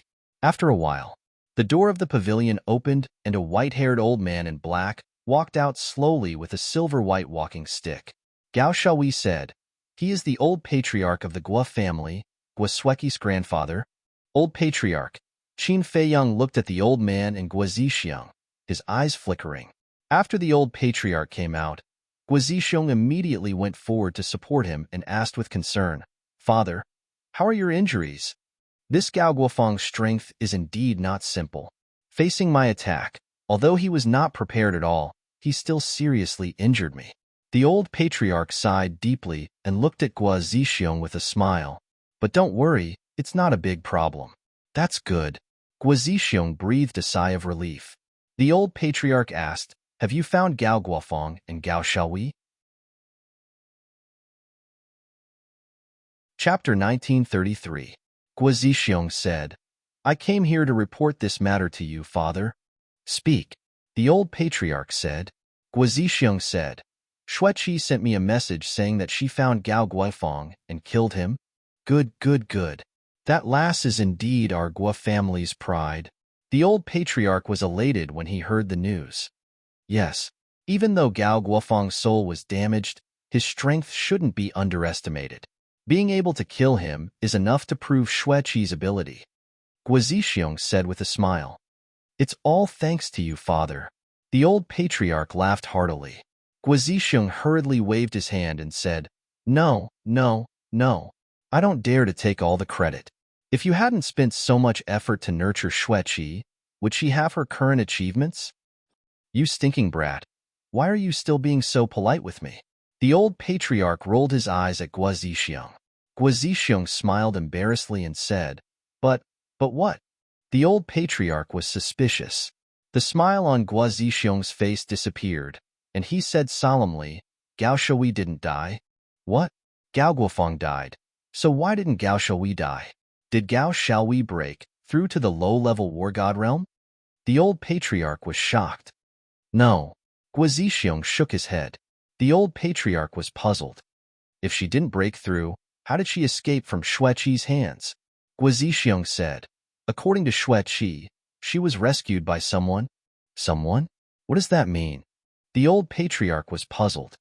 It means that Xueqi didn't see the person who rescued Gao Xiaohui. She didn't even see his shadow. He just disappeared into thin air.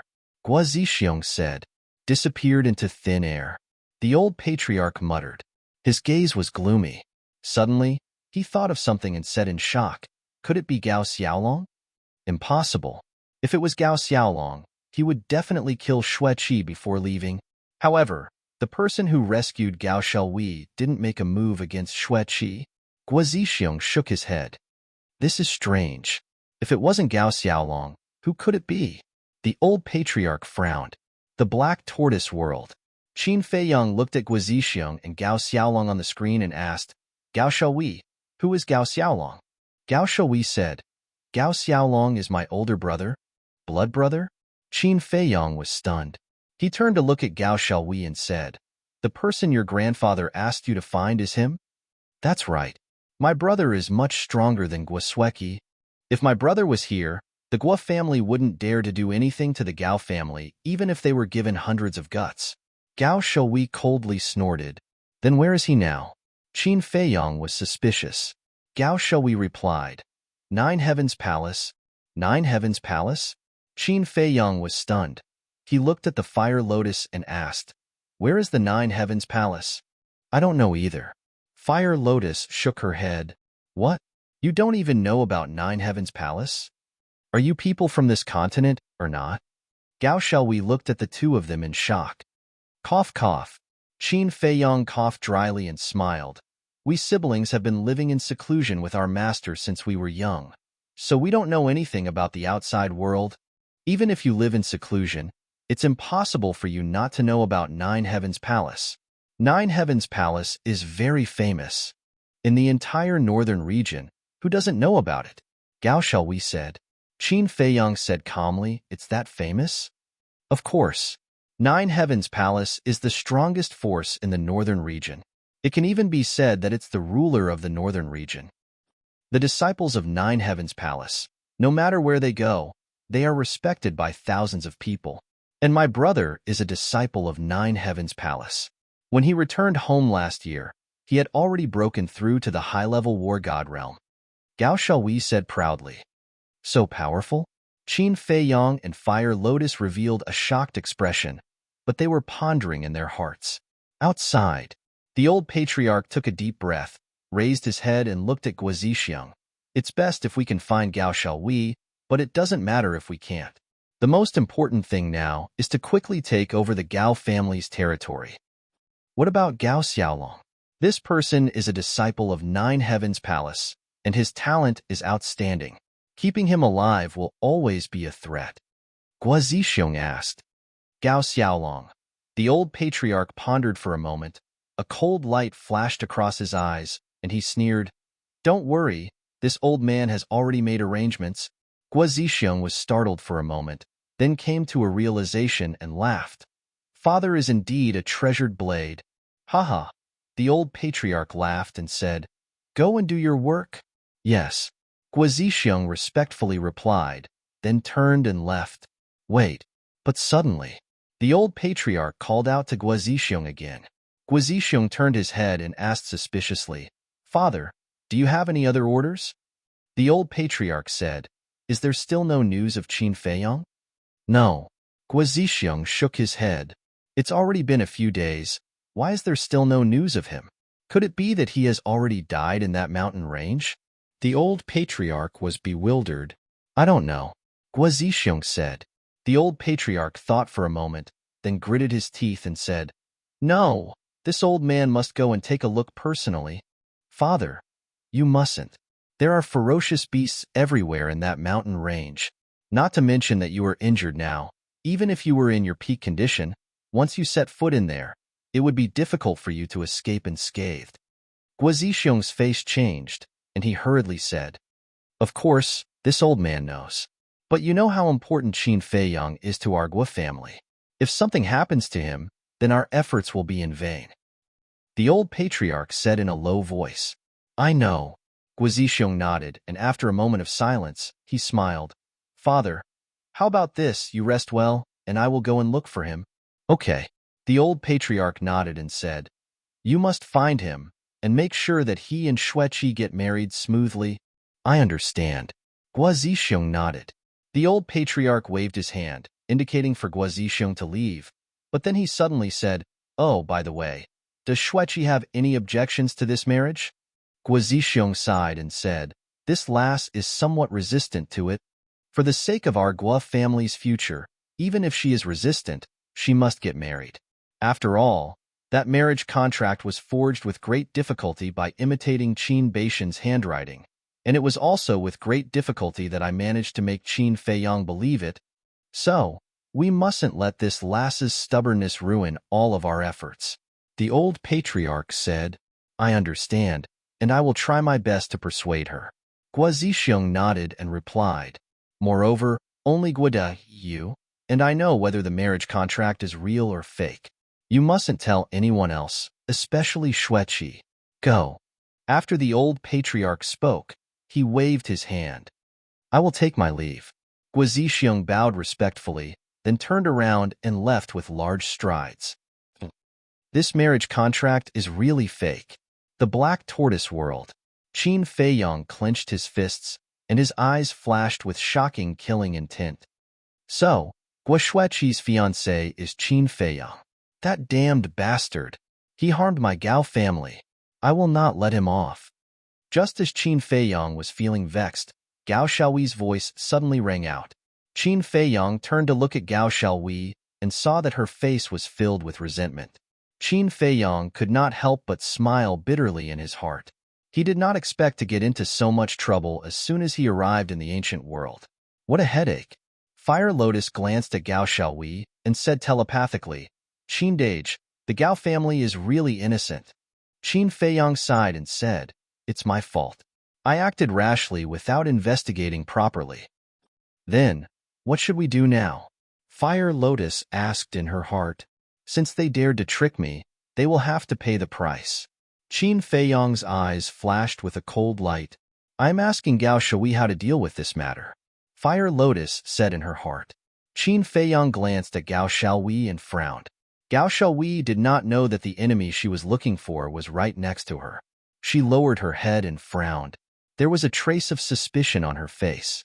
Qin Feiyong sighed in his heart and asked with a smile, Miss Xiaoyi, what are you thinking about? Gao Xiaoyi glanced at Qin Feiyong and said indifferently, I am thinking that the name Qin Batian sounds familiar. Familiar? Qin Feiyong was stunned. He hurriedly grabbed Gao Xiaoyi's hand and asked, Are you sure? Gao Xiaoyi was taken aback by this sudden turn of events. She immediately shouted, What are you doing? Let go of me. Qin Feiyong was stunned. He quickly let go of Gao Xiaoyi and smiled apologetically. Sorry. I was impulsive. Don't misunderstand. What's wrong with you? Why are you so surprised? Let me tell you, I am not that kind of woman. Don't even think about hitting on me. Gao Xiaoyi looked at Qin Feiyong with disgust. It seemed that she had misunderstood Qin Feiyong. Qin Feiyong was not in the mood to explain. He asked again, Miss Xiaoyi, are you sure you have heard of the name Qin Batian? Gao Xiaoyi looked at Qin Feiyong suspiciously and asked, Why? Do you know this Qin Batian? Fire Lotus saw this and sent a message to Qin Dage. Calm down, Qin Dage. Qin Feiyong was stunned. He cursed in his heart and almost lost his composure. He quickly composed himself and looked at Gao Xiaoyi with a smile. This is the first time we have been born. How could we know Qin Batian? I just heard Guazixiong and the others talking about him. That's why I am curious about him. I see. Gao Xiaoyi nodded and lowered her head to ponder. Qin Feiyong waited patiently. A moment later, Gao Xiaoyi shook her head and said, I think I have heard this name before, but I can't remember where. Qin Feiyong controlled his temper and said with a smile, Take your time. Don't worry. Gao Xiaoyi fell silent again. Fire Lotus looked at Gao Xiaoyi and sent a message. Qin Dage, didn't Guazixiong say that no one here knew your ancestor? Why does Gao Xiaoyi have an impression of him now? If Gao Xiaoyi really knows about my ancestor, it means that Guazixiong is lying to me. Qin Feiyong thought. That's right. They even dared to forge a marriage contract. What else can they not do? But what is the Gua family planning? Fire Lotus was suspicious. Qin Feiyong also had an indescribable irritation in his heart. I remember now. Gao Xiaoyi's eyes suddenly lit up. She looked at Qin Feiyong and Fire Lotus and said, What did you remember? Qin Feiyong asked with a smile. He tried to make his tone and expression calm. Gao Xiaoyi said, This Qin Batian, I heard Big Brother mention him before. He seems to be a disciple of the Nine Heavens Palace. What? Qin Feiyong froze. My ancestor was a disciple of the Nine Heavens Palace? This was too ridiculous. How could the founder of the great Qin dynasty lower himself to become a disciple of the Nine Heavens Palace? Absolutely impossible. Literature Center. Chapter 1934. Qin Dage. Don't forget that this is the ancient world. Although your ancestor was a famous figure in the Great Qin and the Forgotten Continent, He's nothing here, as Guo Zixiong said. So it's not impossible for him to enter the Nine-Heaven Palace. Fire Lotus saw through Qin Feiyang's thoughts and secretly said, "That's true." Qin Feiyang nodded. After all, when his ancestor left, he was only a low-stage war god. Qin Feiyang looked at Gao Xiaoyi and asked, "Apart from the fact that Qin Batian is a disciple of the Nine-Heaven Palace, do you know anything else?" "I'm not sure about that. Because I'm usually focused on cultivation, I don't know much about the outside world." Gao Xiaoyi shook her head. Qin Feiyang's eyes flashed. It seemed that he had to make a trip to the Nine-Heaven Palace to find out where his ancestor was. Wait, there was no way the Guo family would go through so much trouble to forge a marriage contract without any reason. Maybe Guo Zixiong and the old family head knew something? Whoosh! With this thought, Qin Feiyang looked at the image in the air again. After Guo Zixiong left, the old family head had already entered the pavilion. Fire Lotus said, "Qin Dage, just kill this Gao Xiao so that she won't bring you trouble in the future. There's no rush. Let's deal with the Guo family first." Qin Feiyang's eyes flashed with killing intent. He controlled the Black Tortoise realm and silently entered the pavilion. Soon, he found the old family head. The old family head was sitting cross-legged on the bed in the bedroom on the second floor, closing his eyes and recuperating. "What's going on?" Gao Xiaoyi looked at the old family head, then suspiciously looked at Qin Feiyang. Why did this person look like he wanted to harm the old family head? But wasn't this the first time this pair of brother and sister came out? Why did they have a grudge with the Guo family? No, this man and woman's identity definitely wasn't that simple. Thinking of this, Gao Xiaoyi's eyes flashed. Who? Qin Feiyang stared at the old patriarch and took a deep breath. He then turned to Fire Lotus and said, "Keep an eye on Gao Xiao." "All right." Fire Lotus nodded. Qin Feiyang waved his hand, and the image in the void disappeared. Then, a blood-red sword light emerged from his palm. Gao Xiaoyi's body began to tremble. What was that? How could it contain such a terrifying killing intent? Outside, the old clan leader's expression was serene. He did not notice that danger was approaching at all. Whoosh! Suddenly, a terrifying killing intent surged. The old patriarch was shocked and immediately opened his eyes. However, the moment he opened his eyes, he felt a sharp pain in his lower abdomen. He looked down and saw that there was a bloody hole in his lower abdomen. Immediately after, that heart-wrenching pain caused him to cry out in pain. At the same time, inside a large hall, Guo Zixiong and Guo De stood opposite each other. Guo Zixiong said, "Second uncle, I'm going to look for Qin Feiyang. Help me deal with the matters of the clan first." "Okay, be careful," Guo De reminded. Guo Zixiong nodded and opened an altar.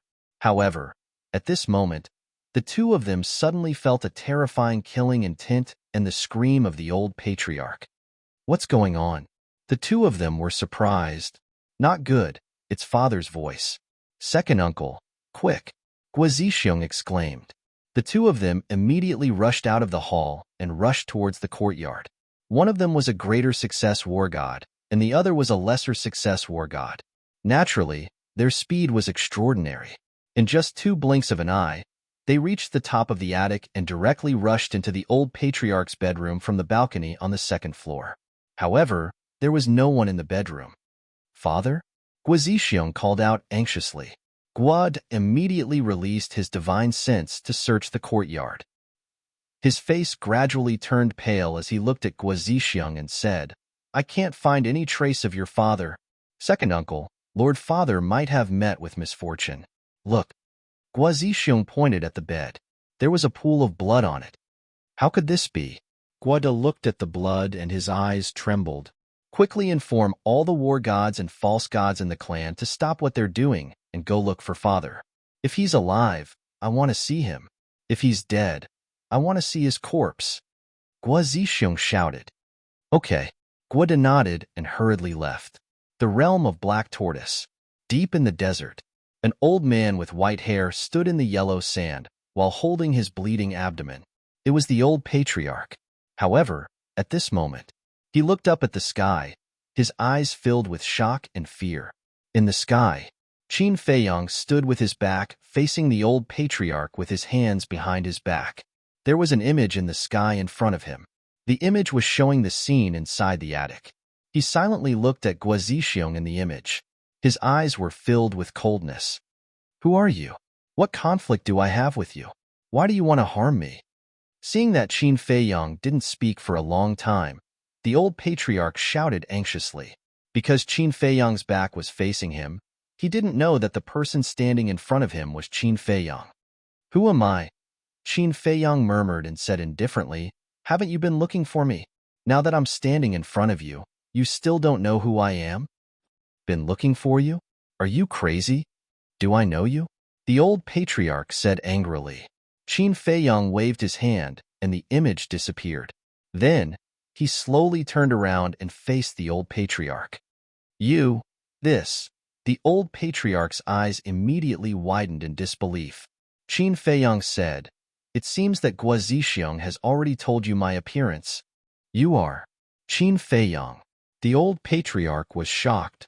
Yes. Qin Feiyong nodded. Why is he in my Guo family? The old patriarch's eyes trembled and hurriedly said with a smile, so you are Feiyong. You are indeed a dragon among men. But Feiyong, why are you doing this? Why? Qin Feiyong raised the corner of his mouth and said with a smile, don't you know very well in your heart? This is bad. Could it be that he heard my conversation with Guo Zixiong? The old patriarch's eyelids twitched, but he pretended to be innocent and said suspiciously, what do I know? What are you talking about? I don't understand. You don't understand? Qin Feiyong smiled. Even now, you're still playing dumb? He said, you spent a lot of effort to forge that marriage contract, right? Damn it. The old patriarch cursed secretly. Sure enough, he heard the conversation between him and Guo Zixiong. But what was the reason for this? For this plan, they were careful at every step. How could this kid notice the clues? Qin Feiyong said, now, are you wondering why such a perfect plan was discovered by me? The old patriarch nodded instinctively. Because of the ancestor, Qin Feiyong said with a faint smile. The old patriarch said in surprise, you've seen Qin Batian? No. Even now, I still don't know whether the ancestor is alive or dead, Qin Feiyong said. The old patriarch said in surprise, then why do you say it's because of Qin Batian? It's very simple. The ancestor is such a wise person. It's impossible for him to leave behind such a ridiculous marriage contract. Therefore, when I first saw the marriage contract, I was already suspicious. But that marriage contract, you forged it so perfectly that it could be passed off as the real thing. So I didn't dare to make a judgment at that time. So, when I left the land of the dead, I found an excuse to leave in order to investigate the character of the Guo family. And the result was very disappointing. The Guo family bullied others with their power and had a notorious record. The ancestor didn't like people like you at all, let alone a marriage alliance with you. So, I began to believe that the marriage contract was fake. Coincidentally, I also met Guo Sueki and rescued Gao Xiaowei from her hands. Then, under Gao Xiaowei's lead, I sneaked into the Guo family. Speaking of which, this trip was really worth it. I just happened to hear your conversation with Guo Zixiong. Qin Feiyong said with a smile. I see. The old patriarch muttered. His heart was also incomparably shocked. It was really terrifying to have such a scheming mind at such a young age. Now, I have a few questions. As long as you answer me truthfully, I can guarantee that you will have an intact corpse. Qin Feiyong said. The old patriarch collapsed on the ground powerlessly and said, I have nothing to say. If you want to kill me, just kill me. As expected, I still have to use the puppet technique. Qin Feiyong sighed. The old patriarch was stunned and asked in surprise, what is the puppet technique? A secret technique that can read other people's memories. Qin Feiyong smiled faintly and formed a seal with both hands. The puppet imprint quickly appeared and turned into a ray of light that shot into the old patriarch's head like lightning. However, it was also at this moment. The old patriarch smiled sinisterly and suddenly stood up. A wave of divine sense emerged and shattered the puppet imprint like a tide. Then, it charged towards Qin Feiyong. Puff. The puppet imprint shattered. Qin Feiyang immediately spat out a mouthful of blood, and his face was a little pale. However, looking at the divine sense, he wasn't nervous at all. He shook his head and smiled. I forgot that after breaking through to the war god realm, divine sense and soul can leave the sea of consciousness. So, even if the sea of qi is destroyed, there is still a certain threat. It's too late to realize it now. Go to hell. The old patriarch laughed sinisterly. Sigh. You really won't cry until you enter the coffin. Qin Feiyang sighed and waved his hand. A blood-red light streaked across the sky and collided with the divine sense. Ah! The old patriarch immediately let out a miserable cry as his divine sense was completely shattered. How is this possible? His heart couldn't help but set off stormy waves. A mere low-level war god was actually able to easily obliterate his divine sense? Killing you is just a snap of a finger, so it's best to cooperate. Qin Feiyang smiled faintly and once again condensed the puppet imprint and rushed towards the old patriarch's head. Want to read this old man's memories? In your dreams. The old patriarch shouted. Divine sense once again emerged from the sea of consciousness, and the puppet imprint was shattered again.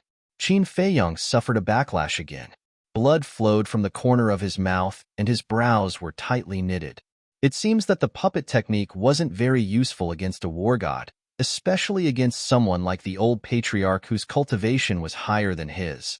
If the other party kept resisting with divine sense, then the puppet technique wouldn't be able to control him at all. In other words, right now, he could only control people whose cultivation was weaker than him. I didn't expect that after breaking through to the war god realm, the puppet technique would be worse than before. Qin Feiyang sighed helplessly. Literature Museum. Chapter 1935. Before reaching the war god realm, as long as his sea of qi was destroyed, he could control the other party no matter how high their cultivation was. Because at that time, his soul hadn't evolved into a divine soul. But now, it was different. On one hand, he had to consider his cultivation. On the other hand, he had to consider his divine soul. In short, he couldn't use a divine art like the puppet art as easily as before. Even the seal of enslavement was the same, unless the other party was willing. Looks like I have to resort to some extreme measures. Qin Feiyang wiped the blood from the corner of his mouth and looked at the old patriarch with a smile. The Gao family must have suffered a terrible fate. What do you want to do? The old patriarch's body trembled as he roared. Since the Gao family is gone, there's no need for the Guo family to exist. I might as well help Gao. Shall we take revenge for the extermination of her clan? Qin Feiyang faintly smiled. You. The old patriarch glared at Qin Feiyang and said, Don't forget that you have something to do with the destruction of the Gao family. That's right. But I didn't kill anyone from the Gao family. Even in the land of the dead, I only destroyed the patriarch's cultivation. In the end, he died in the hands of Guo Zixiang. Plus, as long as the Guo family is gone, no one will know about it. Qin Feiyang smiled. You devil, aren't you afraid of being punished? The old patriarch roared. If you're not afraid, why should I be? Qin Feiyang said with a faint smile. Fine, I'll tell you everything you want to know. Just let my family go. After all, we gave you a lot of soul stones. The old patriarch stared at Qin Feiyang coldly, but in the end, he compromised. He had to compromise. He had seen Qin Feiyang's strength with his own eyes. If he really attacked, no one in the Guo family could stop him. Don't make it sound so righteous. If you didn't want to harm me, why would you give me soul stones? Even if I kneel on the ground and beg you, you won't give me a single soul stone. But then again, I really have to thank you. If it weren't for the soul stones you gave me, I wouldn't have been able to break through to War God so quickly. Now, I'm afraid I can only be at your mercy. Qin Feiyang said with a smile. Hearing this, the old patriarch was so angry that he vomited blood. His intestines were green with regret. If he had known this would happen, he would never have given this human soul stone to him. He sat weakly on the ground and said, Ask away. I asked you to answer before, but you didn't. Now, I don't want to ask anymore. It's a waste of time. Qin Feiyang formed another seal, and the puppet imprint appeared once more. Stop resisting, or I'll really slaughter your Gua family. After saying that, Qin Feiyang waved his hand, and the puppet imprint pierced through the void and disappeared into the old patriarch's head. The old patriarch hesitated for a moment before finally giving up on resisting. Very soon, the puppet technique was completed. Qin Feiyang did not delay and immediately began to read the old patriarch's memories. The old patriarch immediately howled miserably like a pig being slaughtered. He felt as if his soul was being forcefully torn apart. Gradually, Qin Feiyang's face was filled with joy. Soon, that joyful expression turned into one of ecstasy. Haha, finally. Qin Feiyang could not help but laugh and cry. At the same time, inside the ancient castle, Tantai and Qin Rushuang had already woken up from their seclusion. The mother and daughter stood together with a look of anticipation and nervousness. Suddenly, an invisible force enveloped them. The mother and daughter both appeared beside Qin Feiyang. Feiyang. The two of them looked at Qin Feiyang. They wanted to ask, but did not dare to. Qin Feiyang stopped laughing, looked at the mother and daughter with tears in his eyes, and said, "Great-grandmother, the ancestor, what happened to him?" Tantai hurriedly asked. Qin Feiyang's tone was choked, and there was a trace of grief on his face. Qin Rushuang urged, "Feiyang, what happened? Hurry up and tell us." Ancestor. Qin Feiyang lowered his head, a trace of grief creeping onto his face. Could it be that father? Impossible. If father is dead, why did you laugh so loudly before? The mother and daughter looked at Qin Feiyang, their faces pale. Qin Feiyang lowered his head and said, "I laughed because the ancestor was indeed in the ancient realm, but now." Hearing this, the mother and daughter immediately collapsed powerlessly. Their expressions were filled with grief. "Haha, I'm teasing you. The ancestor is still alive now." Qin Feiyang laughed loudly. Alive. Their eyes trembled. Qin Feiyang squatted on the ground, grabbed their hands and said, "This time I'm not teasing you. The ancestor is really still alive." "You bastard. How can you joke about such an important matter?" The mother and daughter looked at each other and were immediately furious.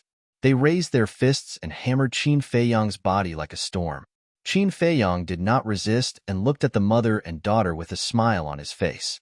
He was very happy that the ancestor was not dead, because the ancestor had always been his goal, and it could even be said that he worshipped and idolized him. However, the two women in front of him were definitely happier than him. On the side, the old patriarch looked at Qin Feiyang and the other two, his eyes constantly flickering. Suddenly, he got up and ran for his life without looking back.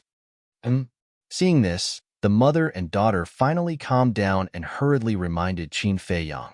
Qin Feiyang waved his hand and smiled. Not to mention now, the old patriarch's cultivation was crippled. Even if his cultivation was still there, the entire Black Tortoise realm was his. Where could he run to? There was no need to care at all. The mother and daughter looked at each other and looked at the old patriarch's back and could not help but sympathize. Qin Rushuang asked, "Feiyang, where is father now? How long will it take to find him?" This, on the contrary, Qin Feiyang became hesitant. "What's wrong? Are you trying to scare us again? I'm telling you, if you do this again, I won't let you off easily." Tantai raised her eyebrows. No. Qin Feiyang hurriedly waved his hand and sighed. "To tell you the truth, the old patriarch doesn't know much." "What do you mean?" The mother and daughter became nervous again. "Don't be so nervous. Back then, the ancestor never returned after leaving the Gua family. Therefore, Gua Zixiong and the old patriarch only know some rumors about the ancestor." Qin Feiyang said. "What rumors?" Tantai asked. "It is said that the ancestor entered the Empyrean Palace back then and made a name for himself. It can be said that during that period, no one did not know the ancestor's name." Qin Feiyang said. "Since he is so famous, why did that child named Gao Shui only remember him after thinking for a long time? And he knows so little?" Tantai was puzzled. "This is because, as early as 6,000 to 7,000 years ago, Our ancestor had already disappeared without a trace. There are rumors that the ancestor is in seclusion. There are also rumors that the ancestor became a core figure of the Empyrean Palace and did not appear in the world.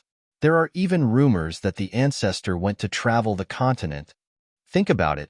The ancestor disappeared 6,000 to 7,000 years ago. Gao Shui was not even born at that time, so how could she know? Not to mention Gao Shui, according to the memories of the old patriarch of the Guo family, there are not many people in the northern region who still know about the ancestor, Qin Feiyang said. Disappear without a trace? The mother and daughter looked at each other. Qin Rushuang said, then the clues are broken again? Moreover, how can a person disappear unless he is dead? You have to believe in the ancestor. With his ability, it is absolutely impossible for him to die. As for the clues, they will not be broken, Qin Feiyang said with a smile. What do you mean? Qin Rushuang was suspicious. Others may not know the whereabouts of the ancestor, but the upper echelons of the Empyrean Palace will definitely know. Qin Feiyang said, yes. Since father has stayed in the Empyrean Palace, then the people of the Empyrean Palace will definitely know his whereabouts. Feiyang, let's go to the Empyrean Palace immediately. Qin Rushuang urged. Look at how anxious you are. Qin Feiyang smiled helplessly and sighed. The Empyrean Palace is not a place that everyone can enter. Qin Rushuang and Tantai Li looked at each other and looked at Qin Feiyang suspiciously. Let me explain it to you like this. The Empyrean Palace's position in the northern region is equivalent to the imperial capital of the Great Qin Empire and the Great Tower of the Forgotten Continent. One must go through layers of tests before one can enter. And those who can enter the Empyrean Palace are basically the favored ones of the heavens. Therefore, this matter cannot be rushed, Qin Feiyang said with a smile. Hearing this, Tantai Li looked at Qin Rushuang and smiled bitterly. It seems that there is still a long way to go before we can find and reunite with your father. Qin Rushuang clenched her fists and said firmly, no matter how difficult it is, I must find him.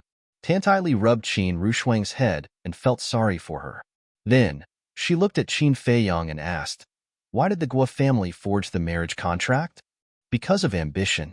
The Guo family is not willing to continue struggling at the bottom of the ancient world, so they want to use me to establish a relationship with the ancestor, because with the ancestor's position in the Empyrean Palace, as long as I marry Guosweki, it will be equivalent to having the Empyrean Palace as a backer.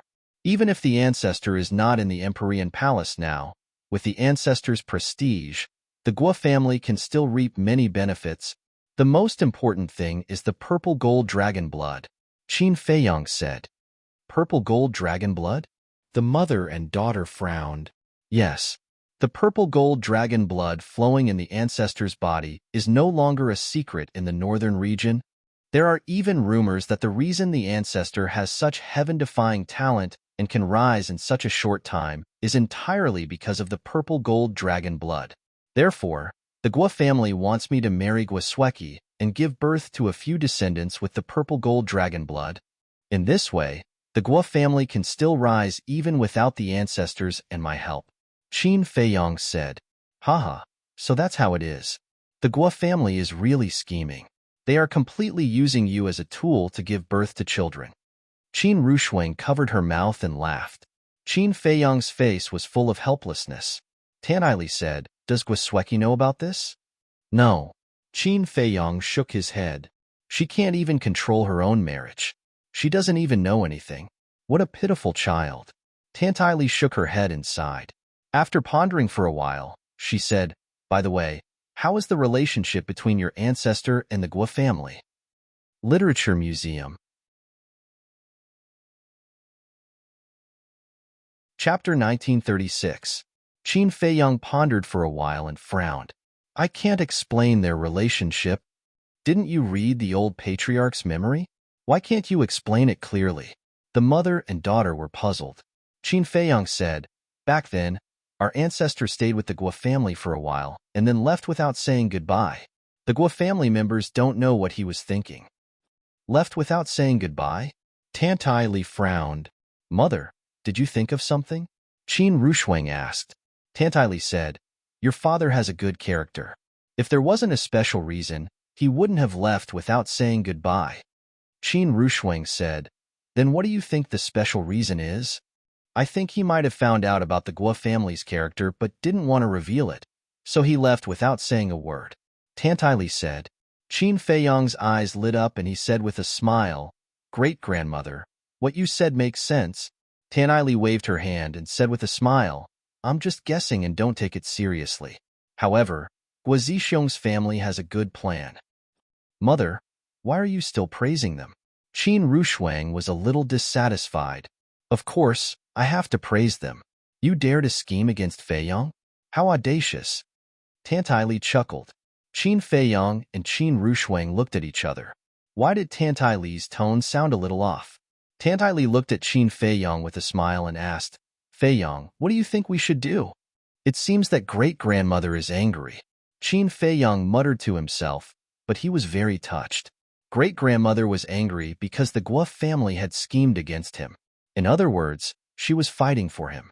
Qin Feiyong pondered for a while and shook his head. To tell you the truth, great-grandmother, I've thought about this seriously. I originally wanted to destroy the Guo family directly, but now, I don't want to do it. You don't want to do it? Tantai Li raised her eyebrows. This wasn't the kid's personality at all. I think so. The Gao family was exterminated because of me. I have to do something to make it up to them. Qin Feiyong smiled. I see. You want Gao Xiaowei to deal with the Guo clan? Tantai Li suddenly understood. Qin Feiyong waved his hand and said, No, no, no. Gao Xiaowei alone is not enough. Who else? Tantai Li asked. Gao Xiaolong. According to Gao Xiaowei, this person broke through to the advanced stage of the battle god realm last year. As long as the old patriarch, a perfect battle god, dies, I believe that with his identity as a disciple of the Nine Heaven Palace, it will be easy for him to destroy the Guo family. Qin Feiyong smiled. Qin Rushuang frowned. Feiyong, why do I feel like you're using someone else to do your dirty work? Go, go, go. How can you call this killing with a borrowed knife? I'm just being nice. Qin Feiyong said unhappily. I can't tell. Qin Rushuang pursed her lips. Tantai Li smiled. Rushuang, you don't understand. Feiyong is doing this to prepare for entering the Nine Heaven Palace. What do you mean? Qin Rushuang was suspicious. Think about it. We are strangers in the ancient world. Who will help us enter the Nine Heaven Palace? But it's different with Gao Xiaolong.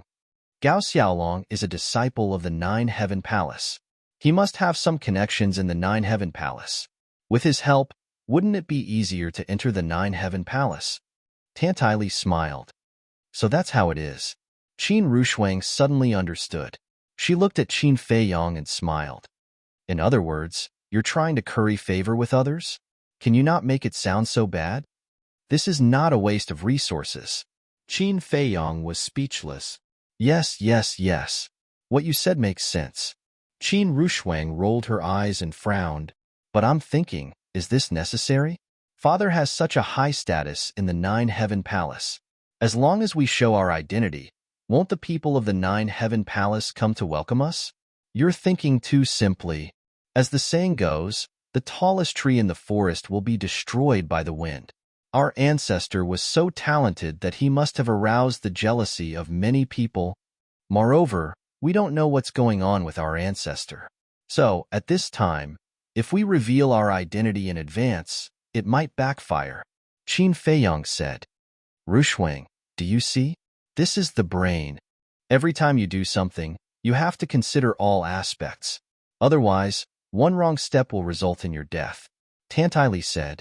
Qin Rushuang pouted and said unhappily, Mother, continue to praise him. Be careful not to praise him to the heavens. All right. Feiyong, do as you see fit. Send us to the castle. Tantai Li smiled. Okay. Qin Feiyong nodded. With a wave of his hand, the two disappeared. Then, he released his perception and a cold smile crept up the corner of his mouth. Somewhere in the desert, as the old patriarch ran for his life, he looked around in bewilderment. What the hell is this place? Other than the sandstorm, there was nothing. Are you tired? If you're tired, take a rest. Suddenly, A teasing voice sounded. The old patriarch's gaze trembled. He looked up and saw Qin Feiyang standing in the air with a playful look in his eyes. Don't, don't, don't, don't kill me, okay? The old patriarch knelt on the ground powerlessly, his face full of despair. Qin Feiyang crossed his arms in front of his chest, a cold light flashing in his eyes. Suddenly, he waved his hand and smiled. Don't worry, I won't kill you. Really? The old patriarch was surprised and happy. Of course. Qin Feiyang smiled and waved his hand. The power of rule force descended from the sky, forming a barrier and trapping the old patriarch inside. What kind of power is this? The old patriarch glanced at the barrier in surprise. Just stay here. When I need you, I'll come and find you. After saying so, Qin Feiyang flashed and disappeared. The old patriarch retracted his gaze, reached out his hand, and carefully touched the barrier. Immediately, a pressure from the soul rushed to his mind. He quickly retracted his arm, his face full of fear. I forgot one thing.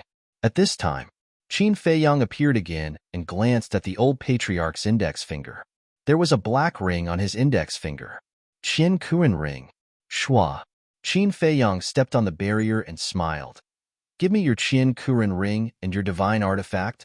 The old patriarch looked at the Qian Kuan ring and hesitated, his face full of reluctance. He didn't care much about the Qian Kuan ring. What he cared about was the treasures in the Qian Kuan ring. Hurry up, Qin Feiyang shouted. Yes, yes, yes. The old patriarch nodded, took off the Qian Kuan ring, and handed it to Qin Feiyang. Qin Feiyang grabbed it in his hand and said, There's also a divine artifact. The old patriarch hurriedly said, I have a divine artifact, but it's not with me now. Then who has it? Qin Feiyang frowned. The old patriarch didn't dare to say. Qin Feiyang looked at the old patriarch, his eyes flashing slightly, and said, Your divine artifact should be the fire dragon divine sword. No, no, no. The old patriarch shook his head. His divine artifact was actually the fire dragon divine sword. The reason why he denied it was because he was afraid that Qin Feiyang would find trouble with Guosweki. Fire Dragon Divine Sword. High-grade divine artifact. To be honest, I don't like it. Qin Feiyang smiled disdainfully, took out a spirit sea pill, threw it to the old patriarch, and disappeared without a trace. The old patriarch was stunned. Why did he give him the spirit sea pill? Wasn't he afraid that his Qi Sea would recover and break the barrier and escape? The land of the demons. The herb field. Fire Lotus and Gao Xiaohui sat in the courtyard of the herb field, chatting and laughing, and got along very well. Gao Xiaohui looked outside the courtyard, at the swaying herbs, and said in surprise, Fire Lotus sister, such a big herb field. Is it all yours? Yes. Fire Lotus nodded. Gao Xiaohui said, Then where is this place? And why are you wearing a mask? This place. Fire Lotus looked around and said with a smile, A very magical place. As for the mask, it's because I'm too smelly, and I don't want to scare people. Gao Xiaohui was stunned and said helplessly, Fire Lotus sister, you didn't say anything. What are you talking about? You look so happy. Qin Feiyang appeared in the courtyard and looked at the two with a smile. Gao Xiaohui immediately stood up and stared at Qin Feiyang, a trace of vigilance creeping up her face. I say, Miss Xiaohui, this is your fault. Am I that scary? Staring at me like this the moment you arrived? Besides, don't forget that I'm your savior. Qin Feiyang was displeased. Who knows if you have an ulterior motive for saving me? Gao Xiaohui harumphed coldly. Qin Feiyang's face was full of helplessness. Fire Lotus shook her head and smiled. She walked to Qin Feiyang's side and asked, Brother, is everything settled? Brother? Qin Feiyang was stunned. Why did she call him so affectionately? Didn't you say to Gao Xiaohui that we're brother and sister? Then, in front of her, Of course I have to call you brother. Fire Lotus transmitted her voice. Qin Feiyang was stunned. Then he laughed involuntarily and nodded. Everything is settled? Then what's next? Fire Lotus asked. Next. Qin Feiyang pondered for a moment, then looked at Gao Xiaohui. Your brother Gao Xiaolong is in the Nine Heavens Palace, right? Yes. Gao Xiaohui nodded. Qin Feiyang said, "Good. I'll send you to the Nine Heavens Palace now." "You're sending me to the Nine Heavens Palace?" Gao Shui was stunned, then she waved her hand. "Thank you for your kindness, but there's no need. I can go by myself." "You really don't need to guard against me like this. On the contrary, the one you should be worried about is your brother," Qin Feiyang said. Gao Shui sneered. "My brother is a disciple of the Nine Heavens Palace. Why should I be worried about him?" "I say you're stupid. You're really stupid. Didn't you hear the conversation between the old patriarch and Guazixiong? At that time, Guazixiong mentioned your brother, saying that your brother is a threat. Does that mean he wants to get rid of your brother?" But the old patriarch told Guazixiong not to worry, saying he has his own plans. "What do you think the old patriarch's plans are?" Qin Feiyang teased. This, Gao Shui was dumbfounded.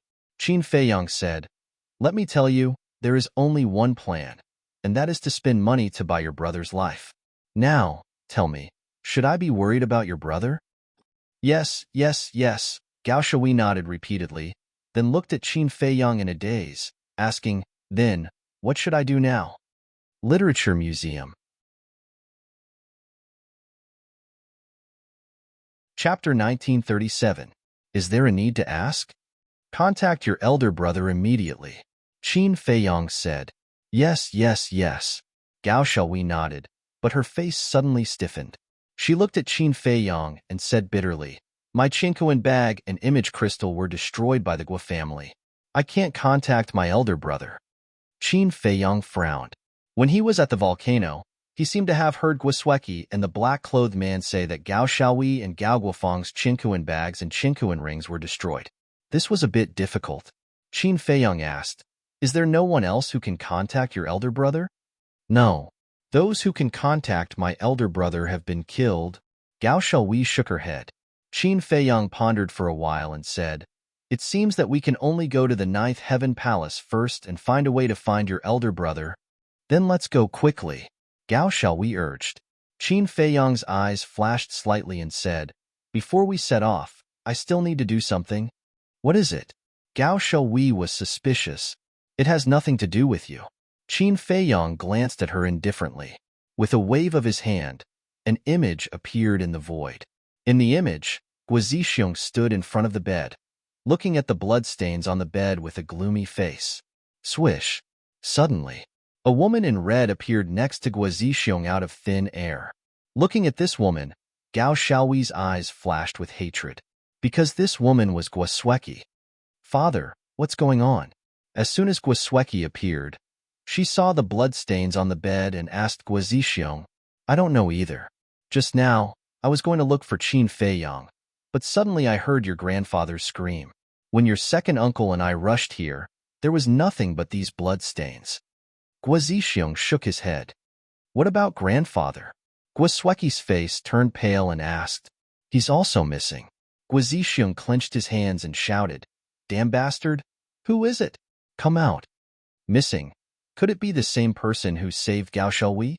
If that's really the case, then what is his motive for saving Gao Shui and now kidnapping Grandpa?" Guosweki muttered, "Not good." Suddenly, Guazixiong exclaimed and immediately turned to run downstairs. Guosweki was stunned for a moment before she hurriedly followed him. Qin Feiyang also controlled the Black Tortoise realm and quietly flew down. When he arrived at the hall on the first floor, Guazixiong glanced around and walked straight to a vase. Then, he gently turned the vase. Crack! The ground in the corner of the hall slowly split open, revealing a dark passage. Following closely, Guazixiong and his daughter entered the passage. "Brother, where does it lead to?" Fire Lotus asked suspiciously. "The Guo family's treasure vault." The corners of Qin Feiyang's mouth lifted slightly.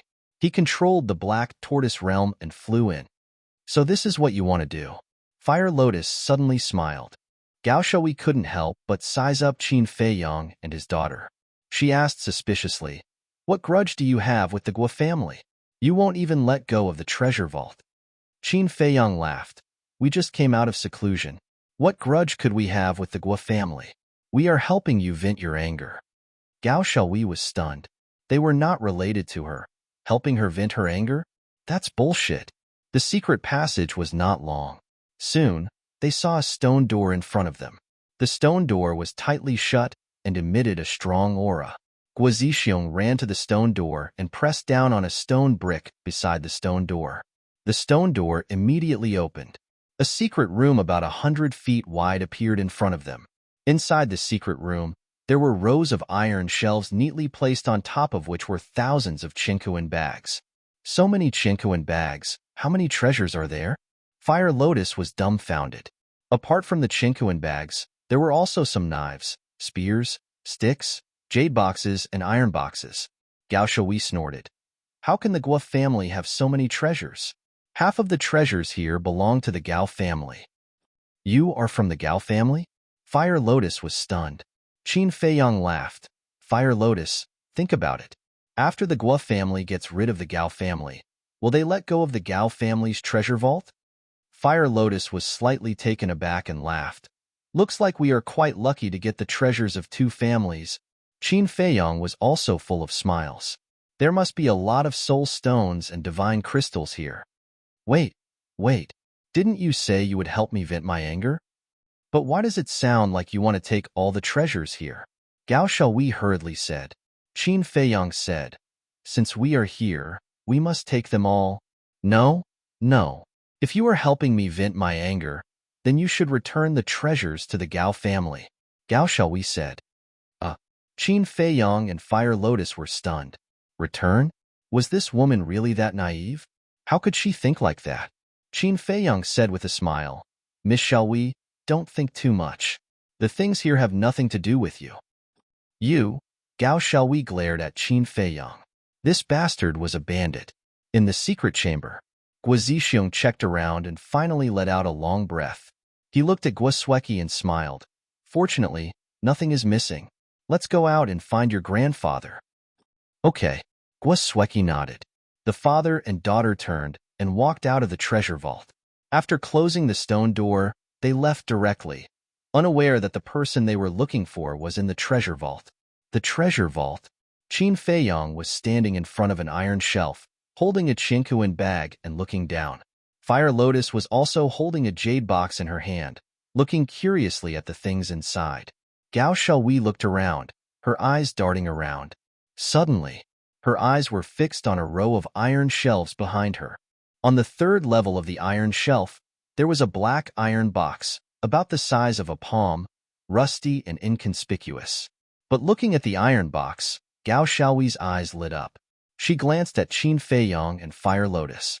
Seeing that both of them had lowered their heads, she pretended to be indifferent and walked to the iron shelf, reaching out to grab the iron box and quietly put it in her arms. What are you doing? But just when she thought that no one would notice, Qin Feiyang's suspicious voice sounded behind her. Gao Shui's body stiffened.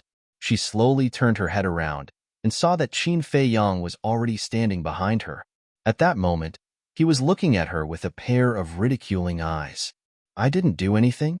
Although Gao Shui tried hard to remain calm, there was still a hint of panic in her expression. Nothing? But why do I see that you seem to be holding an iron box? Qin Feiyang said teasingly.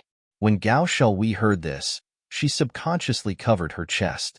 Wasn't this equivalent to confessing without being pressed? But when Gao Shui realized this, it was already too late. Qin Feiyang stretched out his hand and said with a smile, It's not good to be a thief. Hand it over. Do you have any shame? You're obviously a thief. And you still have the cheek to say that to me? Besides, there are so many treasures here. What's wrong with me only taking an iron box? Gao Shui's almond-shaped eyes widened in anger. She was about to go crazy from anger. Since there are so many treasures, why didn't you take anything else but that inconspicuous iron box? And you didn't even look at it before putting it in your arms. What does this mean? It means that you know this iron box and know what's inside? In other words, this iron box is from the Gao family. Qin Feiyang's teasing expression became even more obvious. Facing Qin Feiyang's gaze, Gao Shui could no longer hide the panic in her heart. Who exactly is this man?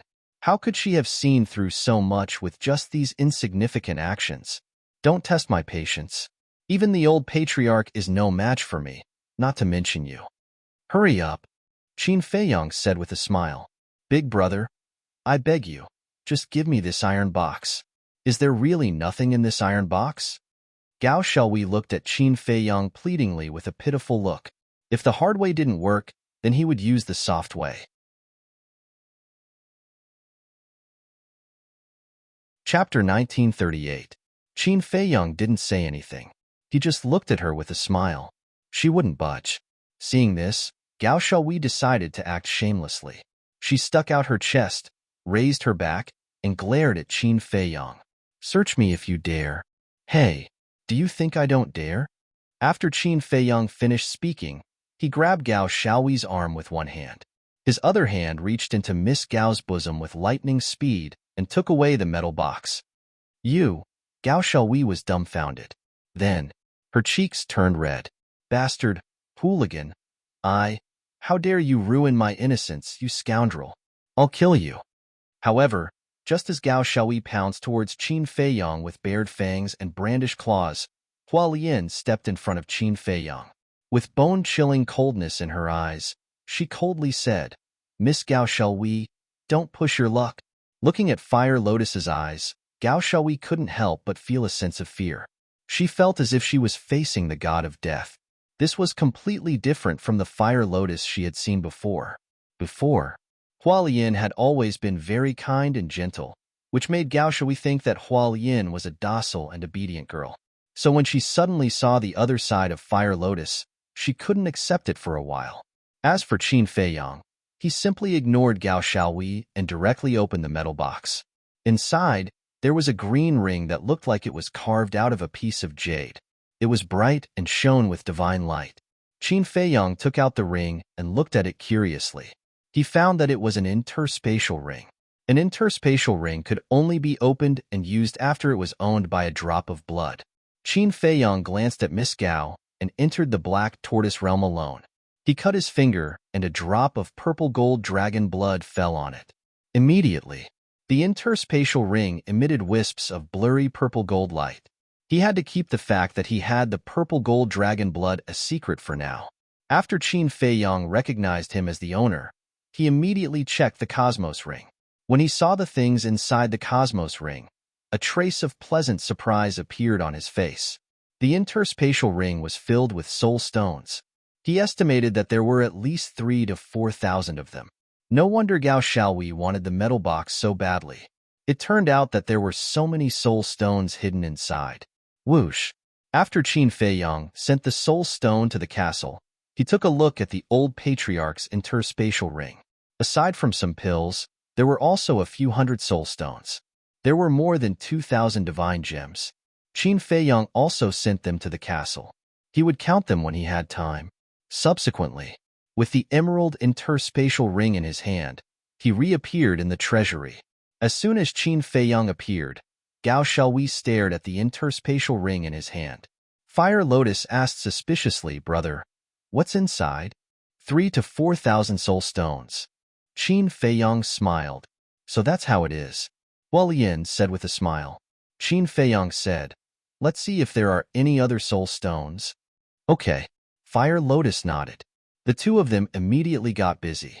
They checked while sweeping through the items. Of course, they only checked briefly.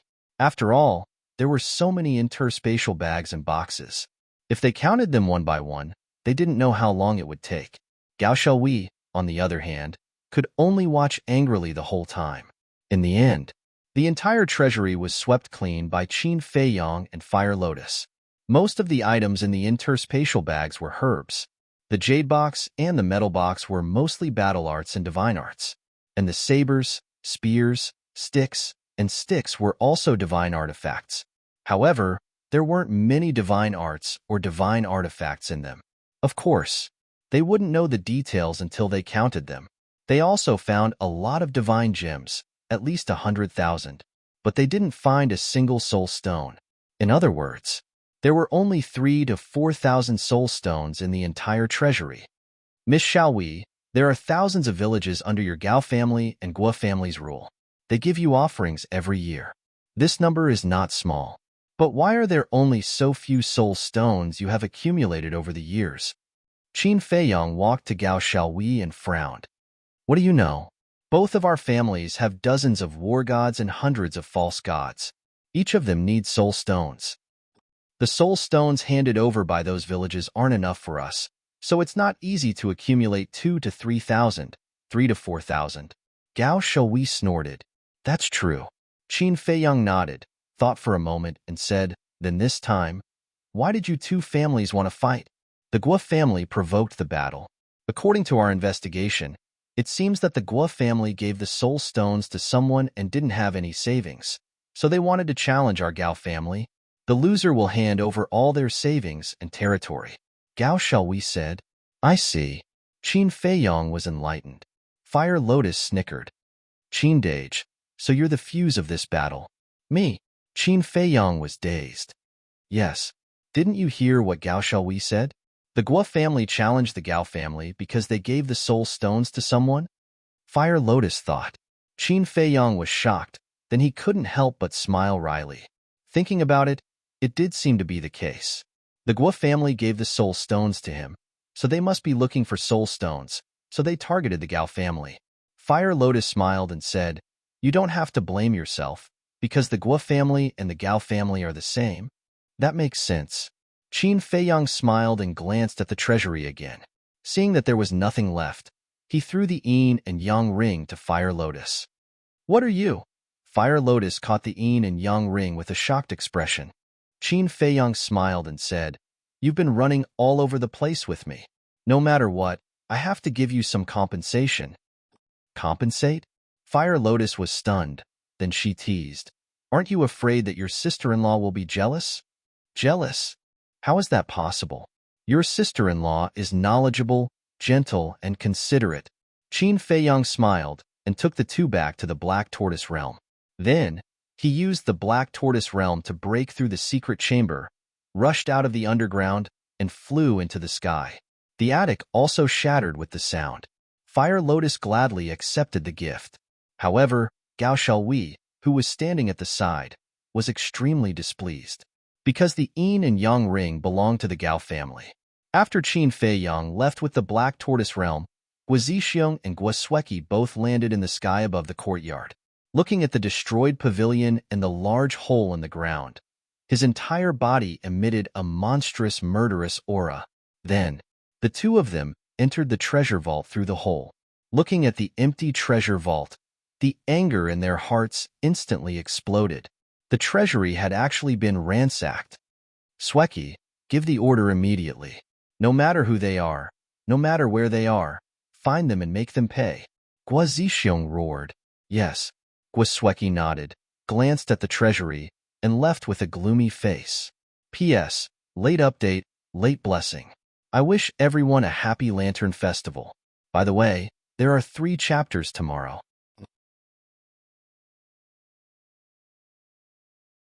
Chapter 1939. As the culprit, Qin Feiyang didn't even think about Guo family's revenge. Naturally, he wasn't afraid of Guo family's revenge.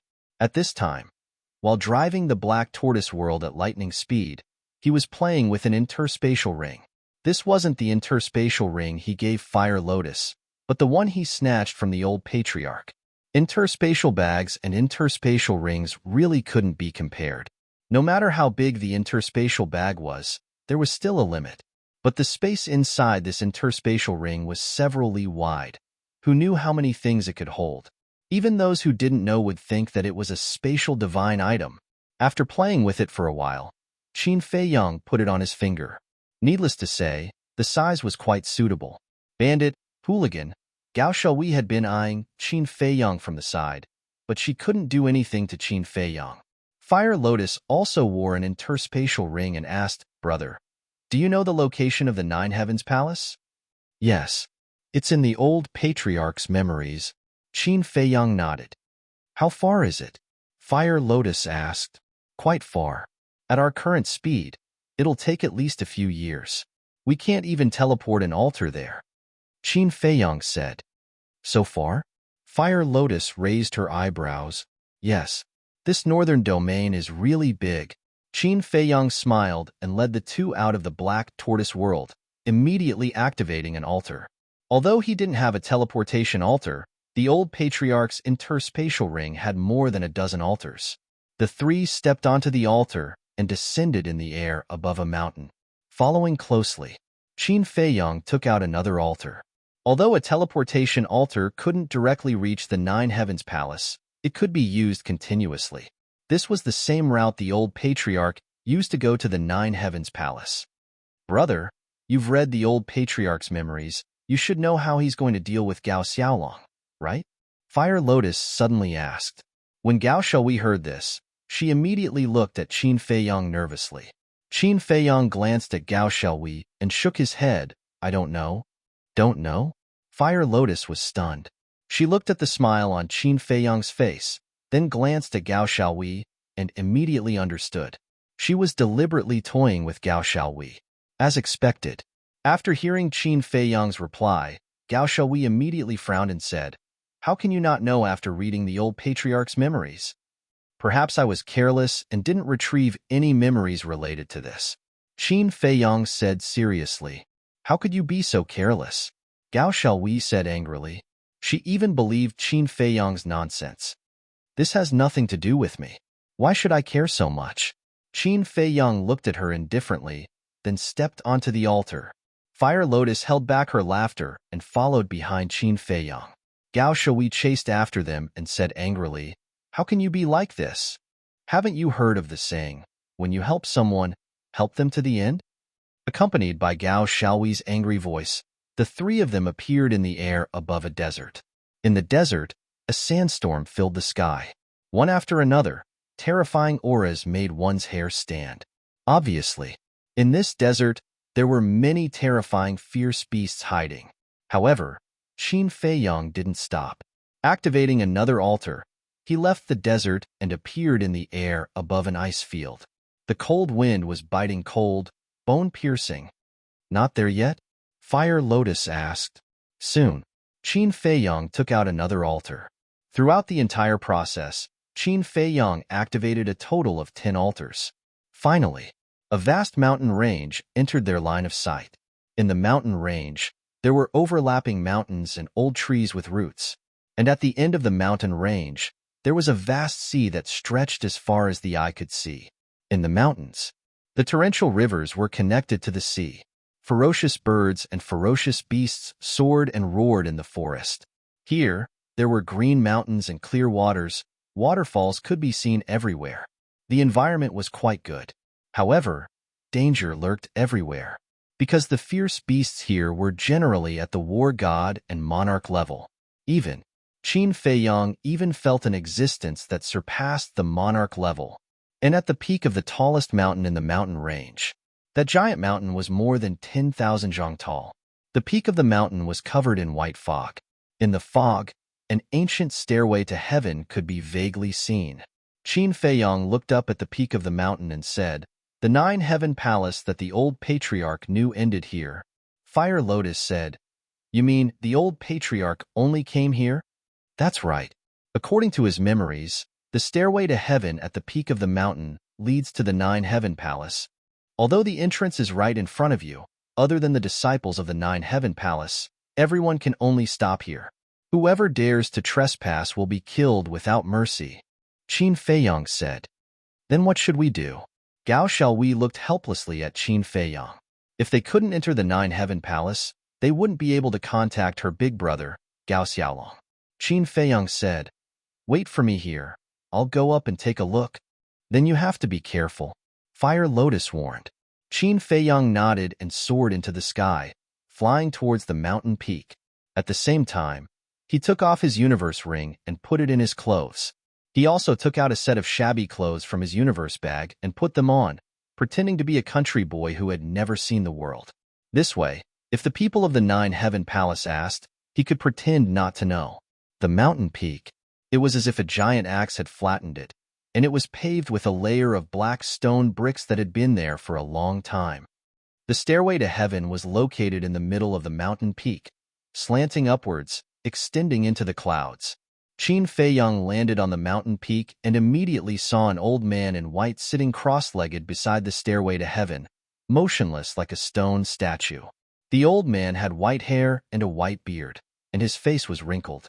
His eyes were closed, and no aura could be sensed from him, as if he was just an ordinary old man. But Qin Feiyang didn't dare to underestimate him, because it didn't take a genius to figure out that this old man was sitting cross-legged here to guard the stairway to heaven. In other words, he was the gatekeeper of the Nine Heaven Palace. How could the gatekeeper of the Nine Heavens Palace be a simple character? Qin Feiyang was on high alert as he raised his head to look at the stairway to heaven. The stairway to heaven was more than 10 meters wide. It was pure white as if it was made of divine jade, exuding a sacred and ancient aura. At the end of the stairway to heaven, above the clouds, a huge island could be vaguely seen. Although he was unable to see it clearly, the majestic aura that was imperceptibly emitted had already given Qin Feiyang a feeling of impact and shock. This is the Nine Heaven Palace. Unrelated people, leave at once. Suddenly, a hoarse voice broke the silence in this place. The tone was calm and indifferent, without any ripples. Qin Feiyang quivered and hurriedly looked at the old man in white, because the one who spoke was this old man, but he didn't open his eyes and his expression didn't change. "Greetings, senior." Qin Feiyang cupped his hands and said. The old man in white didn't speak again, nor did he open his eyes to look at Qin Feiyang, as if Qin Feiyang was air. Qin Feiyang said, "Senior, Junior is here to see someone. I hope Senior can accommodate me." The old man in white said indifferently, "Use the image crystal to contact him." He still didn't open his eyes. Although his words were very calm, there was a kind of majesty that couldn't be disobeyed. Qin Feiyang raised his eyebrows and said, "Senior, the person Junior is looking for has not established a contract with Junior, so I hope Senior. Let's go." But before Qin Feiyang finished, the old man in white opened his mouth. His tone began to have a trace of coldness. Qin Feiyang sighed helplessly, turned into a stream of light, cut through the sky, and landed beside Fire Lotus and Gao Xiaowei. "How is it?" Gao Xiaowei hurriedly asked. "There's no chance at all." Qin Feiyang shook his head. "What should we do?" Gao Xiaowei was burning with anxiety. "It's definitely impossible to enter the Nine Heaven Palace. We can only try our luck nearby, and see if we can meet someone who knows your big brother." Qin Feiyang pondered. "Then let's go quickly," Gao Xiaowei urged. "What's the hurry? There are beasts everywhere here. If we run around like headless flies, we will definitely encounter a lot of trouble." After Qin Feiyang finished speaking, he released his divine sense in all directions. Everything was clear in his eyes. He saw beasts as big as mountains, pythons as big as mountains, and poisonous insects as small as grains of rice. But he didn't see any traces of humans. Something wasn't right. The beasts here were too terrifying. Ordinary disciples wouldn't come here to hunt, train, or search for treasures. Qin Feiyang turned around and looked at the periphery of the mountain range. Perhaps there were disciples of the Nine Heaven Palace in the periphery or the border. He made a prompt decision. He brought Fire Lotus and Gao Xiaowei into the Black Tortoise world, then controlled the Black Tortoise world and flew towards the periphery. This mountain range was unimaginably huge.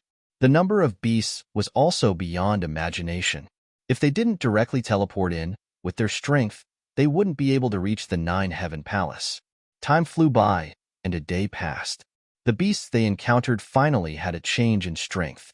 Monarch God-level beasts were nowhere to be seen. Their cultivation was generally at the war god level. In other words, they had already left the hinterland. Morning. The sun rose from the horizon. The cold air left by the night gradually dissipated. Roar. Boom. After that, the roars of beasts and the sounds of battle gradually came from the mountains in front. If there were sounds of battle, there must be people. Qin Feiyang immediately followed one of the sounds of battle and searched. At this moment, the beasts they encountered were even weaker. They were basically between the initial and advanced war god level. Of course, they would occasionally encounter a few perfect war god level beasts. Along the way, Qin Feiyang's heart couldn't calm down. Along the way, they not only encountered beasts, but also a large number of herbs. And many of those herbs he had never seen before. However, he didn't go out to collect them, because as long as the herbs were slightly older, there would be beasts protecting them. He wasn't afraid of these beasts, but he didn't want to cause trouble. Soon, A lake appeared in the image. The lake's area was dozens of miles. At this moment, the lake water was tumbling, creating 100-feet-tall wave.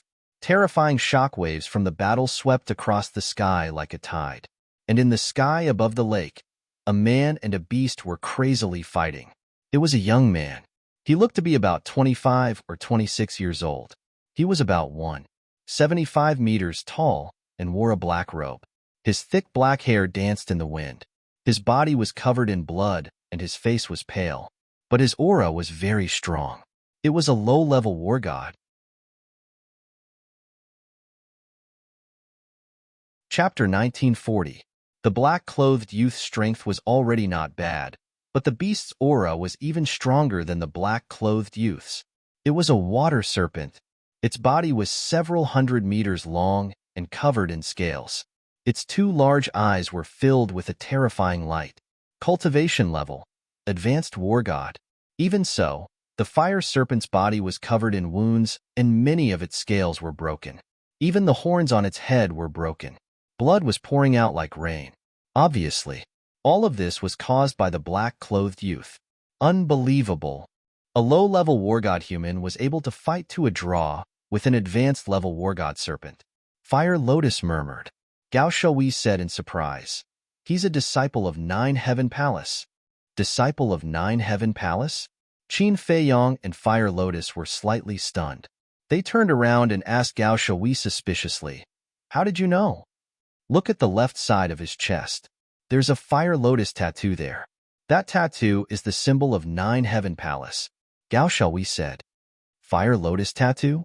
Qin Feiyong and Fire Lotus looked at the black-clothed youth again. Looking carefully, there really was a Fire Lotus tattoo on the youth's clothes.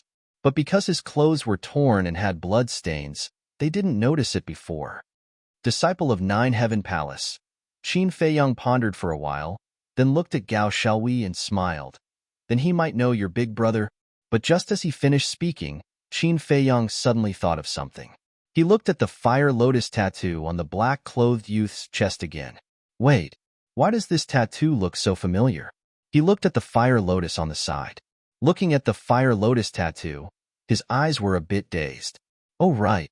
Qin Feiyong suddenly shivered and looked at the mask on Fire Lotus's face in surprise.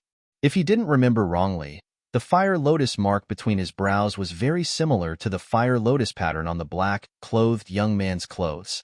Fire Lotus transmitted her voice. Qin Dage, could it be that I'm from the Nine Heavens Palace? Don't jump to conclusions just yet. Take off your mask and let me confirm it. Qin Feiyong thought. There's no need to confirm. I've taken a closer look. The two Fire Lotus patterns are exactly the same. Fire Lotus said. Exactly the same. Qin Feiyong murmured. Was Fire Lotus really from Nine Heavens Palace? Then what was her status in the Nine Heavens Palace? My head hurts. Suddenly, Fire Lotus hugged her head. Her face contorted as she howled in pain. Obviously, she was thinking about the past. Seeing that, Qin Feiyong's face changed. He grabbed onto Fire Lotus and said, "Don't think about it anymore." Gao Shui looked at the two of them suspiciously. What was going on?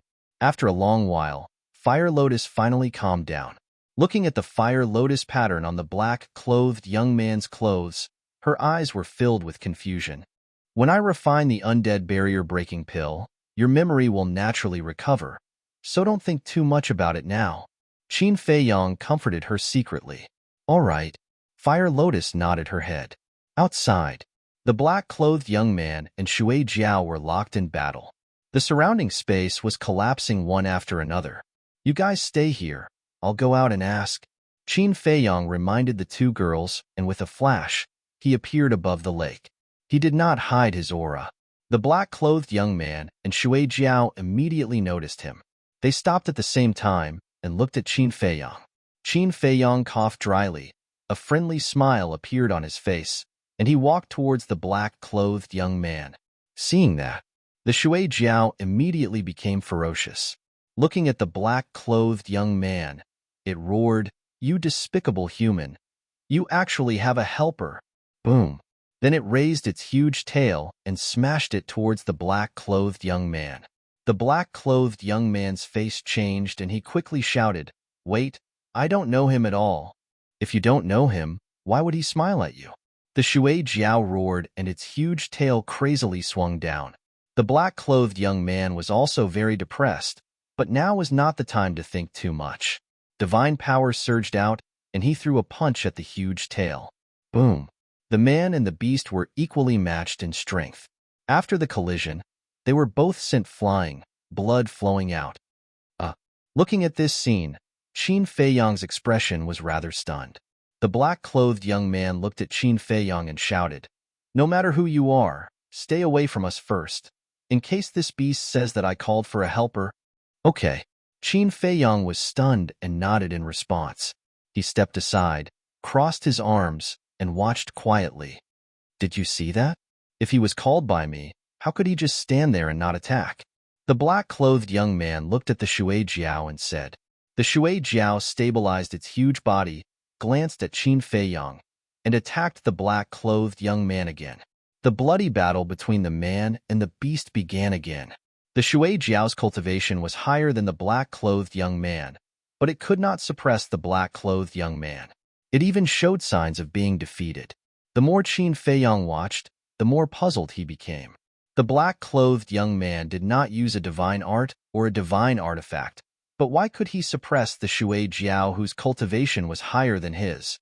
Suddenly, Qin Feiyang noticed that there was something fishy about the hands of the black-clothed young man. He observed carefully, and a look of realization gradually appeared in his eyes. The black-clothed young man was indeed wearing a pair of gloves, but that pair of gloves was different from other gloves. The gloves were as thin as cicada's wings, and the color was exactly the same as the skin. If one did not have the ability to observe carefully, they would not have noticed. It seems that it is also a divine artifact. Otherwise, it would not be able to withstand the power of the Shui Jiao. Qin Feiyang murmured. The strength of a beast was naturally stronger than that of a human, especially this kind of water dragon that was closest to a divine dragon. Its physical strength was enough to suppress a human of the same realm. And now, the Shui Jiao was gradually suppressed by the black-clothed young man, which meant that the gloves were at least a middle-grade divine artifact. Bang! Bang! Bang! The man and the beast seemed to have some kind of agreement. Not only did they not use a divine art or divine artifact, they did not even activate their fighting souls. It was a battle of physical strength. About a few hundred breaths later, the Shui Jiao was losing more and more. What is going on? I have the body of a flood dragon, but I can't even defeat a mere human? The Shui Jiao roared. A human's physical body and strength are not to be underestimated. The black-clothed young man snorted and attacked more fiercely. The Shui Jiao looked at the black-clothed young man who was imposing and looked at Qin Feiyang who was watching coldly from the side. The Shui Jiao roared unwillingly and turned around to escape. Don't go. We have an agreement. Are you trying to go back on your word? The black-clothed young man was stunned and hurriedly shouted. You even called your helper. What's the point of talking about an agreement? The Shui Jiao said without looking back. The black-clothed young man said angrily, I have said that I did not call him here. I don't know him at all. If you don't know him, why would he listen to you and retreat to the side just because you asked him to? Don't think that I am a fool. This emperor will not let go of today's debt. Just you wait. The Shui Jiao sneered and quickly disappeared into the vast mountains. Damn it! Damn it! The black-clothed young man flew into a rage. He turned around and glared at Qin Feiyang. Who are you? Why did you run out? Do you know that I was just one step away from winning? Qin Feiyang was innocent. The black-clothed young man took a deep breath and tried to calm down. He looked at Qin Feiyang expressionlessly. Speak. What do you want? Qin Feiyang smiled, brother. Don't be angry. I don't have any other intentions. I just want to ask you about a person. Who? The black-clothed young man was suspicious. Gao Xiaolong. Qin Feiyang said. Gao Xiaolong? The black-clothed young man was stunned and shook his head. I don't know him. The black-clothed young man turned around and flew in the direction the Shui Jiao had escaped. Qin Feiyang quickly chased after him. He is also a disciple of your Nine Heavens Palace. There are countless disciples in the Nine Heavens Palace. If he isn't famous, Who would know him? I still have things to do. Don't follow me. The black-clothed young man shouted impatiently. Qin Feiyang couldn't help but feel helpless. The departed spirit flower was about to fall into my hands, but a stupid idiot came out to mess things up. Damn it, I'm so unlucky. The black-clothed young man cursed under his breath without turning his head. Departed spirit flower? Qin Feiyang was stunned. He raised his head and looked at the black-clothed young man. If he remembered correctly, the departed spirit flower was one of the 4 ingredients needed to refine the departed spirit barrier breaking pill. This was really a pleasant surprise. Brother. Qin Feiyang quickly chased after him. The black-clothed young man stopped in the void and turned around to glare at Qin Feiyang. He raised his eyebrows and said, "What else do you want? Do you believe that I won't be polite to you?" Calm down, calm down. I heard you mention the departed spirit flower. I think I can help you. Qin Feiyang smiled. You heard it? The black-clothed young man frowned. His eyes were filled with killing intent. Don't. Although I heard it, I don't have any thoughts about the departed spirit flower. Moreover, you are a disciple of the 9 Heaven Palace. You have a noble status. Even if I have thoughts about it, I wouldn't dare. Qin Feiyang laughed.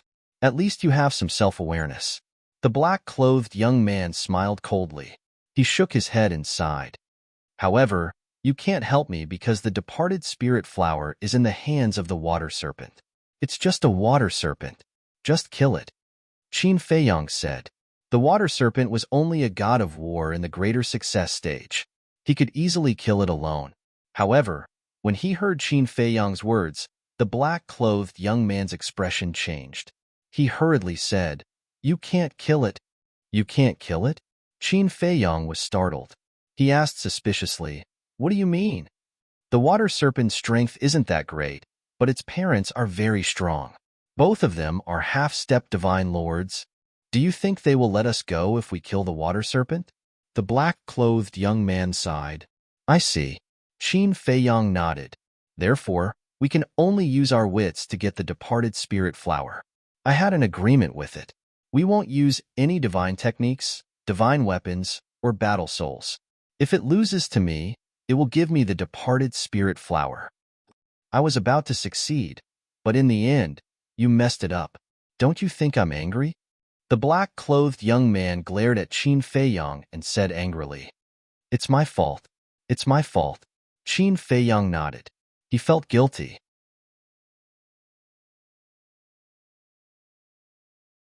Chapter 1941. Forget it. I'm not such a petty person. I know you didn't do it on purpose. But can you stop following me? I really don't know that dragon you're talking about. The black-clothed youth looked at Qin Feiyang in annoyance. It doesn't matter if you don't know him. You're all disciples of 9 Heaven Palace anyway. As long as you help me ask around, I'm sure you'll find out. I won't let you work for nothing. I'll think of a way to get you the departed spirit flower. Qin Feiyang said. The black-clothed youth looked at Qin Feiyang and frowned. Then tell me, what method do you have? Qin Feiyang asked. Is the departed spirit flower with the anaconda? Yes. The black-clothed youth nodded.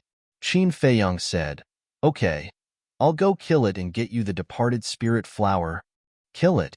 The black-clothed youth was shocked and said angrily, Did you hear what I just said? Its parents are both half-step monarch god existences. Killing it is the same as seeking death. It's fine. You don't have to do anything. Even if its parents find out, they'll look for me. They won't implicate you. Qin Feiyang smiled. The black-clothed youth was stunned. He looked at Qin Feiyang and asked, Are you sure? Qin Feiyang nodded. Okay.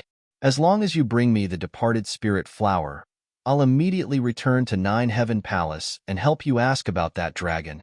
The black-clothed youth clenched his teeth and said, Okay, wait for me here. I'll be back soon.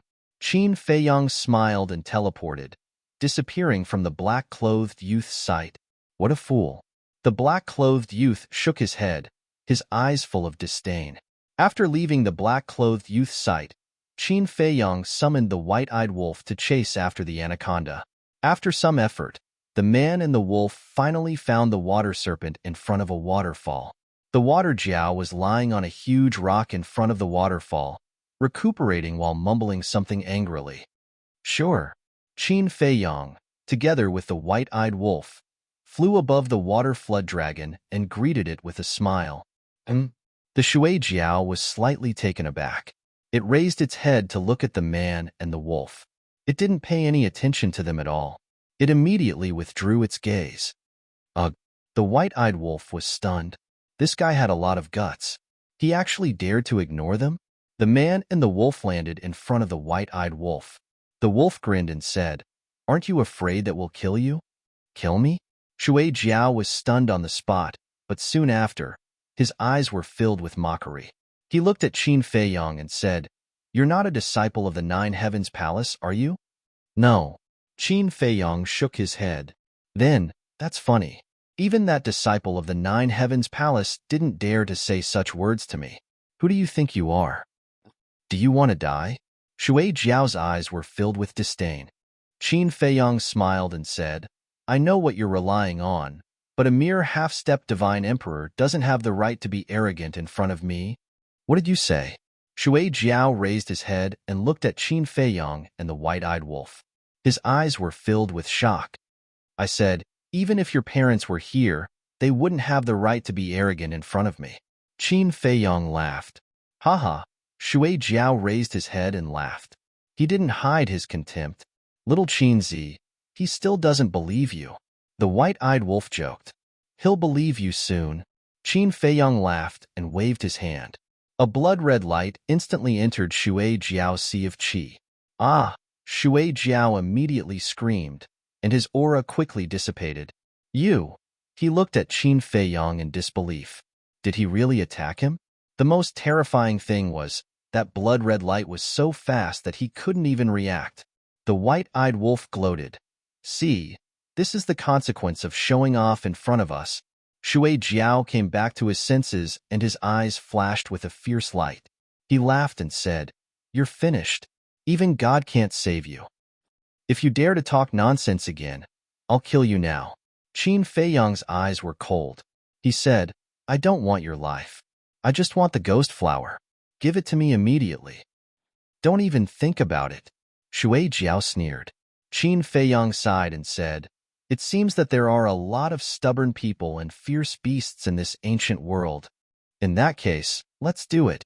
Anyway, I want to taste this dragon's meat. Do you want to stew it? Or braise it? Or stir-fry it? Or barbecue it?" As the white-eyed wolf spoke, he wiped his saliva and his eyes were green. Looking at the white-eyed wolf's eyes, Shui Jiao couldn't help but start to panic. A wise man knows when to retreat. He decisively took out a jade box and threw it to Qin Feiyang, saying, "This is the ghost flower you want. Take it and leave." So cowardly? The white-eyed wolf was stunned and immediately lost interest. He hadn't shown his real strength yet, but he was already so scared. He was worse than a paper tiger. Qin Feiyang smiled, grabbed the jade box, and opened it. A black flower suddenly appeared. This flower was about the size of an egg. It had a total of 4 petals, like a small trumpet. It was pitch black and emitted a trace of black mist. This kind of black fog gave off a gloomy and eerie feeling. "This is the ghost flower?" The white-eyed wolf was curious. "It's exactly the same as what's recorded in the scripture of pills. It should be good." According to the scripture of pills, the ghost flower can only be born in places with extremely strong yin energy. In other words, places like cemeteries or 10,000 burial mounds. Therefore, the ghost flower is an item of extreme yin energy.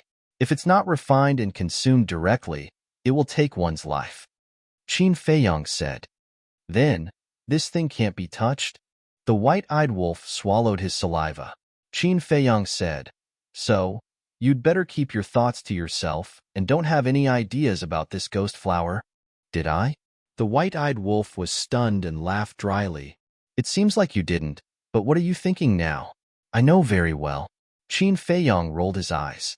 Seeing that his thoughts were seen through, the white-eyed wolf smiled embarrassedly. Qin Feiyang put away the jade box and looked at Shui Jiao. "Where did you find this ghost flower?" "I don't know." Shui Jiao turned his head away. Boom. A terrifying, murderous aura roared out of Qin Feiyang's body. He said word by word, "I must know. Little Qinzi, why do you care so much?" The white-eyed wolf was puzzled. "There's something you don't know. Death fruit, ghost wood, and the ghost flower are all items of extreme energy. Therefore, the place where the ghost flower is born is likely to have death fruit and ghost wood." Qin Feiyang transmitted his voice. "I see." The white-eyed wolf nodded and stared at Shui Jiao. "Tell us, and we'll leave immediately. But if you dare to be stubborn, we'll stew you now. Why am I so unlucky to meet two bastards who don't care about their lives?" Shui Jiao wailed and said helplessly, "I don't know where the ghost flower came from." "You don't know?" Qin Feiyang raised his eyebrows. "I really don't know. Some time ago, I killed a disciple of the Ninth Heaven Palace. I found the ghost flower in his interspatial ring," Shui Jiao said. Hearing this, Qin Feiyang smiled helplessly and looked at the white-eyed wolf. "Let's go." The man and the wolf rushed into the sky. Suddenly, Qin Feiyang stopped again and looked down at Shui Jiao. "In fact, the person who fought with you just now used some tricks. Otherwise, you would have defeated him with your strength." "What tricks?" Shui Jiao was stunned and said angrily. "He was wearing a pair of gloves. I think it should be a middle-grade divine artifact." After saying this, Qin Feiyang didn't stay any longer. He turned around and left with the white-eyed wolf. "Damn bastard! How dare you trick me? Just you wait." The water flood dragon immediately frowned and became extremely angry. Achoo! Above the lake, the young man in black sneezed, rubbed his nose and murmured suspiciously, "Who's cursing me behind my back?" Whoosh! Soon, a stream of light flashed through the sky. It was Qin Feiyang. As for the white-eyed wolf, he had already gone to the castle to cultivate in seclusion. "Brother, how is it?" When the young man in black saw Qin Feiyang, he greeted him enthusiastically. Qin Feiyang smiled and waved his hand. A jade box appeared. The young man in black immediately grabbed the jade box and opened it. His eyes lit up. "Ghost flower. I finally got it." The young man in black was extremely excited. Qin Feiyang asked calmly, "Brother, what do you want this ghost flower for?" "Nonsense. Of course it's to exchange for soul stones. You don't know, but in the Ninth Heaven Palace, one ghost flower can be exchanged for 100 soul stones," the young man in black said with a burning gaze. "Exchange for soul stones?" Qin Feiyang was slightly taken aback. Wouldn't this be a bit of a waste? Soul stones were very important, but the ghost flower was so rare that it could be said to be a rare treasure. How could he exchange it for soul stones? All of a sudden, he had an idea and smiled. "Brother, how about this? I'll give you 100 soul stones, and you'll give me the ghost flower?" The young man in black was stunned and asked in surprise, "You have 100 soul stones?" "Yes." Qin Feiyang nodded. "You're not joking, right? How can someone as poor as you have soul stones?" The young man in black frowned. Ugh. Qin Feiyang was stunned. He sized himself up and could not help but chuckle bitterly in his heart. Previously, when he went to Ninth Heaven Palace, he deliberately dressed up. Therefore, his current image was indeed worthy of the word poor. "To be honest, brother, although I'm not that rich, I've worked hard to save some soul stones over the years. If you're willing to exchange, I'll give you soul stones right away," Qin Feiyang said. The young man in black hesitated for a moment and nodded. "All right, since you're the one who snatched the ghost flower, I might as well give it to you instead of letting those old guys from Ninth Heaven Palace benefit. I'll exchange with you." "Thank you." Qin Feiyang cupped his fists and smiled. Entering the ancient castle, he took out 100 soul stones and handed them to the young man in black. The young man in black was surprised. "You have a spatial divine item?" "This little brother is untalented. I came across one by chance, but it's just an ordinary spatial divine item, not worth mentioning." Qin Feiyang waved his hand and smiled. "Not worth mentioning?" The corner of the young man's mouth twitched, shaking his head with a bitter smile. "Brother, I'm a disciple of Ninth Heaven Palace, but I can't even compare to a country bumpkin like you, ah?" After he finished saying those words, he received the soul stone and handed the jade case to Qin Feiyang. Qin Feiyong took the jade box and cupped his fists. Then I'll have to trouble brother with Gao Xiaolong's matter. It's a small matter. The young man in black waved his hand, opening an altar and stepping onto it. Qin Feiyong also followed him onto the altar. What are you doing here? The young man in black looked suspiciously at Qin Feiyong. I'll wait for you outside the Ninth Heaven Palace. Qin Feiyong smiled. That's good. I don't have to run around. The young man in black smiled. When the two of them arrived near the Ninth Heaven Palace, the young man in black turned into a streak of light, flying up the stairway. Qin Feiyong stood on the mountain peak, looking at the young man in black's back with a smile in his eyes.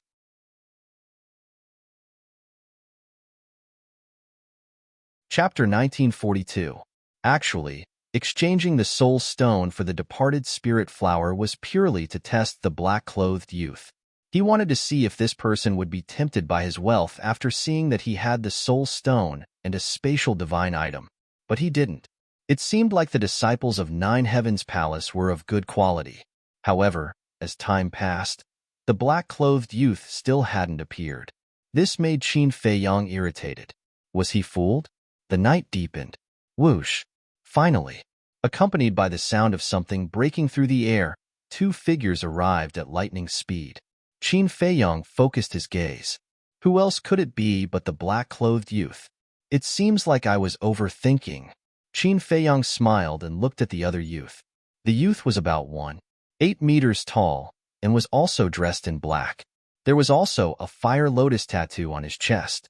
His appearance was extraordinary. His temperament was also outstanding. His aura had also reached the level of a high-level war god.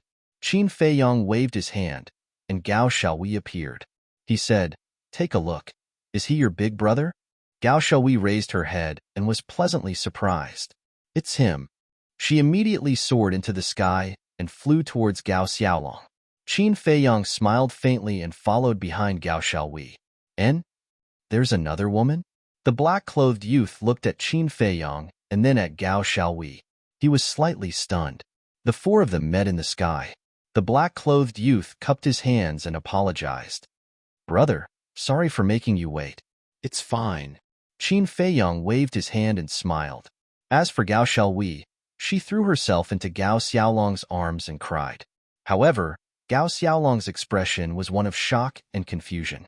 He glanced at the black-clothed youth beside him from time to time as if he was asking for help. "Wait, something's wrong." Qin Feiyong looked at Gao Xiaolong's expression and a light flashed in the depths of his eyes. One must know. Gao Xiaolong and Gao Xiaohui were biological siblings. Shouldn't the elder brother be happy to see his biological sister come looking for him? But why did he reveal such an expression now? Moreover, when they met, he didn't even say a word of concern or inquiry. Something was very wrong. This Gao Xiaolong is acting as if he doesn't know Gao Xiaohui. The young man in black looked at Gao Xiaohui and then looked at Qin Feiyong suspiciously. "Brother, who is this girl?" Qin Feiyong's eyes flashed. This Gao Xiaolong didn't react at all. What did this mean? This proved that this person wasn't Gao Xiaolong. Otherwise, how could he not recognize his own sister? Alas, seems like the people from Nine Heavens Palace aren't anything good. Qin Feiyong sighed, his heart filled with disappointment. He had thought that Zhang Xian was a decent person, but who could have thought that he would be able to conceal his strength so well? Qin Feiyong looked at Gao Xiaolong, smiling without batting an eyelid. "You're Gao Xiaolong?" "It's me." Gao Xiaolong nodded. Qin Feiyong said, "Then who is the girl in your arms? Do you know?" Gao Xiaolong lowered his head to look at Gao Xiaohui. The confusion in his eyes deepened. Gao Xiaohui raised her head to look at Gao Xiaolong, anxiously saying, "Big brother, I'm Xiaohui ah. Don't you recognize me?" Gao Xiaolong was stunned for a second, but he quickly smiled. "Xiaohui ah, of course I recognize you. I was just joking with you. Don't be angry." Looking at Gao Xiaolong's reaction, Qin Feiyong already had an idea. This person was definitely not Gao Xiaolong. But these two people, pretending to be Gao Xiaolong, what were they trying to do? Wait a minute. Could it be? Thinking of this, Qin Feiyong couldn't help but sigh in his heart. There was no knowing what was in a person's heart. This saying was indeed true. No matter where he went, He couldn't easily trust anyone. But Gao Xiaowei didn't suspect anything. She wept bitterly as she said to Gao Xiaolong, "Big brother, grandfather, father, mother, and our clansmen, they're all dead." "What?" Gao Xiaolong's face changed, asking, "Who did it?" "Guo family," Gao Xiaowei said, her eyes filled with hatred. "This Guo family really deserves to die." Gao Xiaolong was filled with grief and indignation, but he quickly comforted her with a gentle voice. "Xiaowei, don't be sad. Big brother will definitely avenge them. And let's go find the Guo family for revenge now," Gao Xiaowei said. "Now?" Gao Xiaolong was stunned. He glanced at the black-robed young man beside him. The black-robed young man's eyes turned, looking at Gao Xiaowei, smiling. "Xiaowei, the matter of revenge can't be rushed. It must be prepared in advance. How about this? We'll first bring you to Sky Dragon City to settle down, then we can slowly plan." But Gao Xiaowei was anxious. Gao Xiaolong said, "Xiaowei, listen to us, it won't be wrong." "All right." Gao Xiaowei looked at Gao Xiaolong, then at the black-robed young man, nodding her head. Watching the two of them singing the same tune, Qin Feiyang shook his head and sighed. "I really can't watch this anymore." "And?" The black-robed young man and Gao Xiaolong were stunned, looking suspiciously at Qin Feiyang. "I'll bring you to a place." Qin Feiyang smiled, and with a wave of his hand, the four of them disappeared without a trace. Black Tortoise World. Above the herb field, Qin Feiyang stood facing the wind. Gao Xiaowei was still standing beside Gao Xiaolong, whereas the black-robed young man and Gao Xiaolong were looking around in amazement. "This is that spatial artifact? It's too big." Especially when they saw the herb field below, both of them were dumbfounded. The fire lotus had been in the herb field's courtyard all this time. Seeing Qin Feiyang appear, the black-robed young man took a step forward, landing in front of Qin Feiyang, smiling as he asked, "Did you find Gao Xiaolong?" And Qin Feiyang nodded, adding, "It's just an imposter. It's him." Qin Feiyang did not transmit his voice, nor did he conceal his identity, directly pointing at Gao Xiaolong. "Imposter?" The fire lotus was dumbfounded. Gao Xiaowei also heard it, looking at Qin Feiyang in astonishment, then turned to look at Gao Xiaolong beside her. At the same time, hearing the word imposter, Gao Xiaolong and the black-robed young man shuddered, looking at Qin Feiyang in unison, asking, "Brother, what do you mean?" "Originally, I wanted to let you two continue acting, but your acting is too bad." Qin Feiyang shook his head and sighed. Gao Xiaolong was furious. "Brother, you can eat whatever you want, but you can't speak whatever you want. I am Gao Xiaolong." "Yes, he's my big brother." Gao Xiaowei also looked at Qin Feiyang, saying, "Miss Xiaowei, I really don't know if you're really innocent or just pretending to be innocent. There were so many flaws, but you didn't see through them?"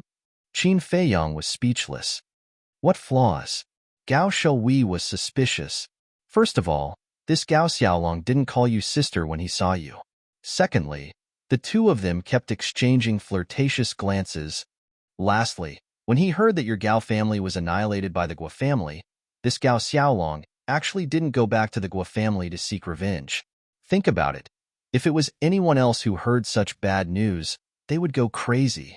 But this person was able to calm down immediately. If you still don't believe me, you can ask him a few questions. I guarantee that he won't be able to answer."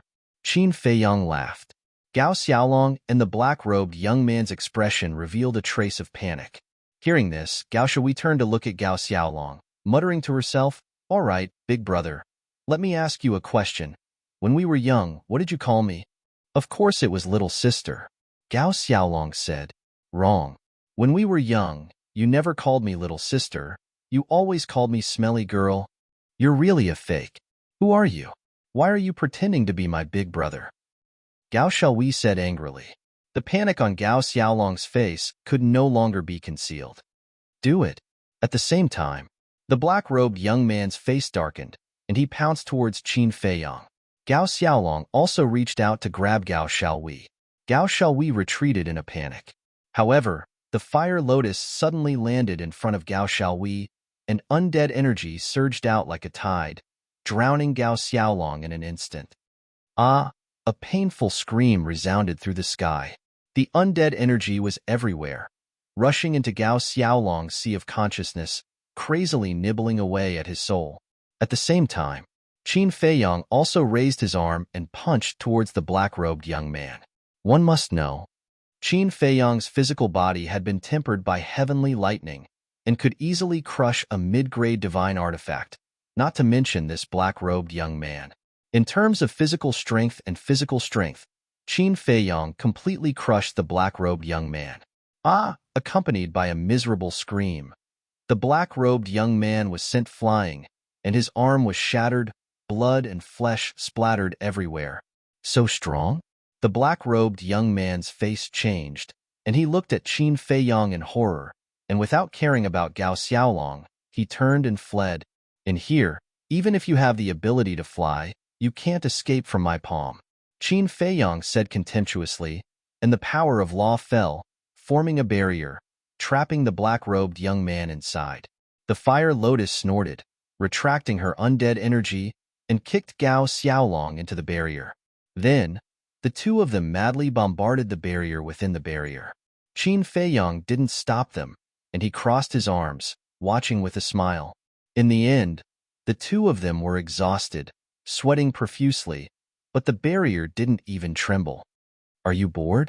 Then, can we have a good chat now? Qin Feiyang looked at the two of them with ridicule. The two of them raised their heads and looked at Qin Feiyang.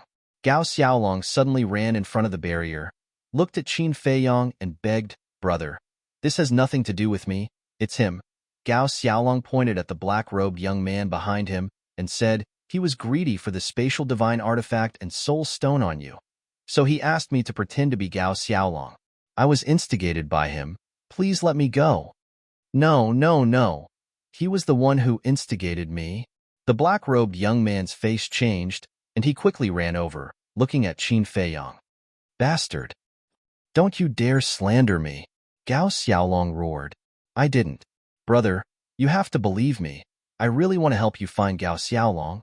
The black-robed young man looked at Qin Feiyang and anxiously cried, "You really want to help me?" Qin Feiyang's eyes were full of ridicule, and he said, "Your plan was good, and you hid it well, so much so that I thought you were a good person. Unfortunately, you didn't expect Gao Xiaolong's sister to be by my side." Qin Feiyang looked at the two of them and said, "But these are not important. I just want to know, where is the real Gao Xiaolong?" Literature Hall, you're tuning in to the Warrior Lore YouTube channel. Don't forget to subscribe and join us on this journey to catch the most captivating stories.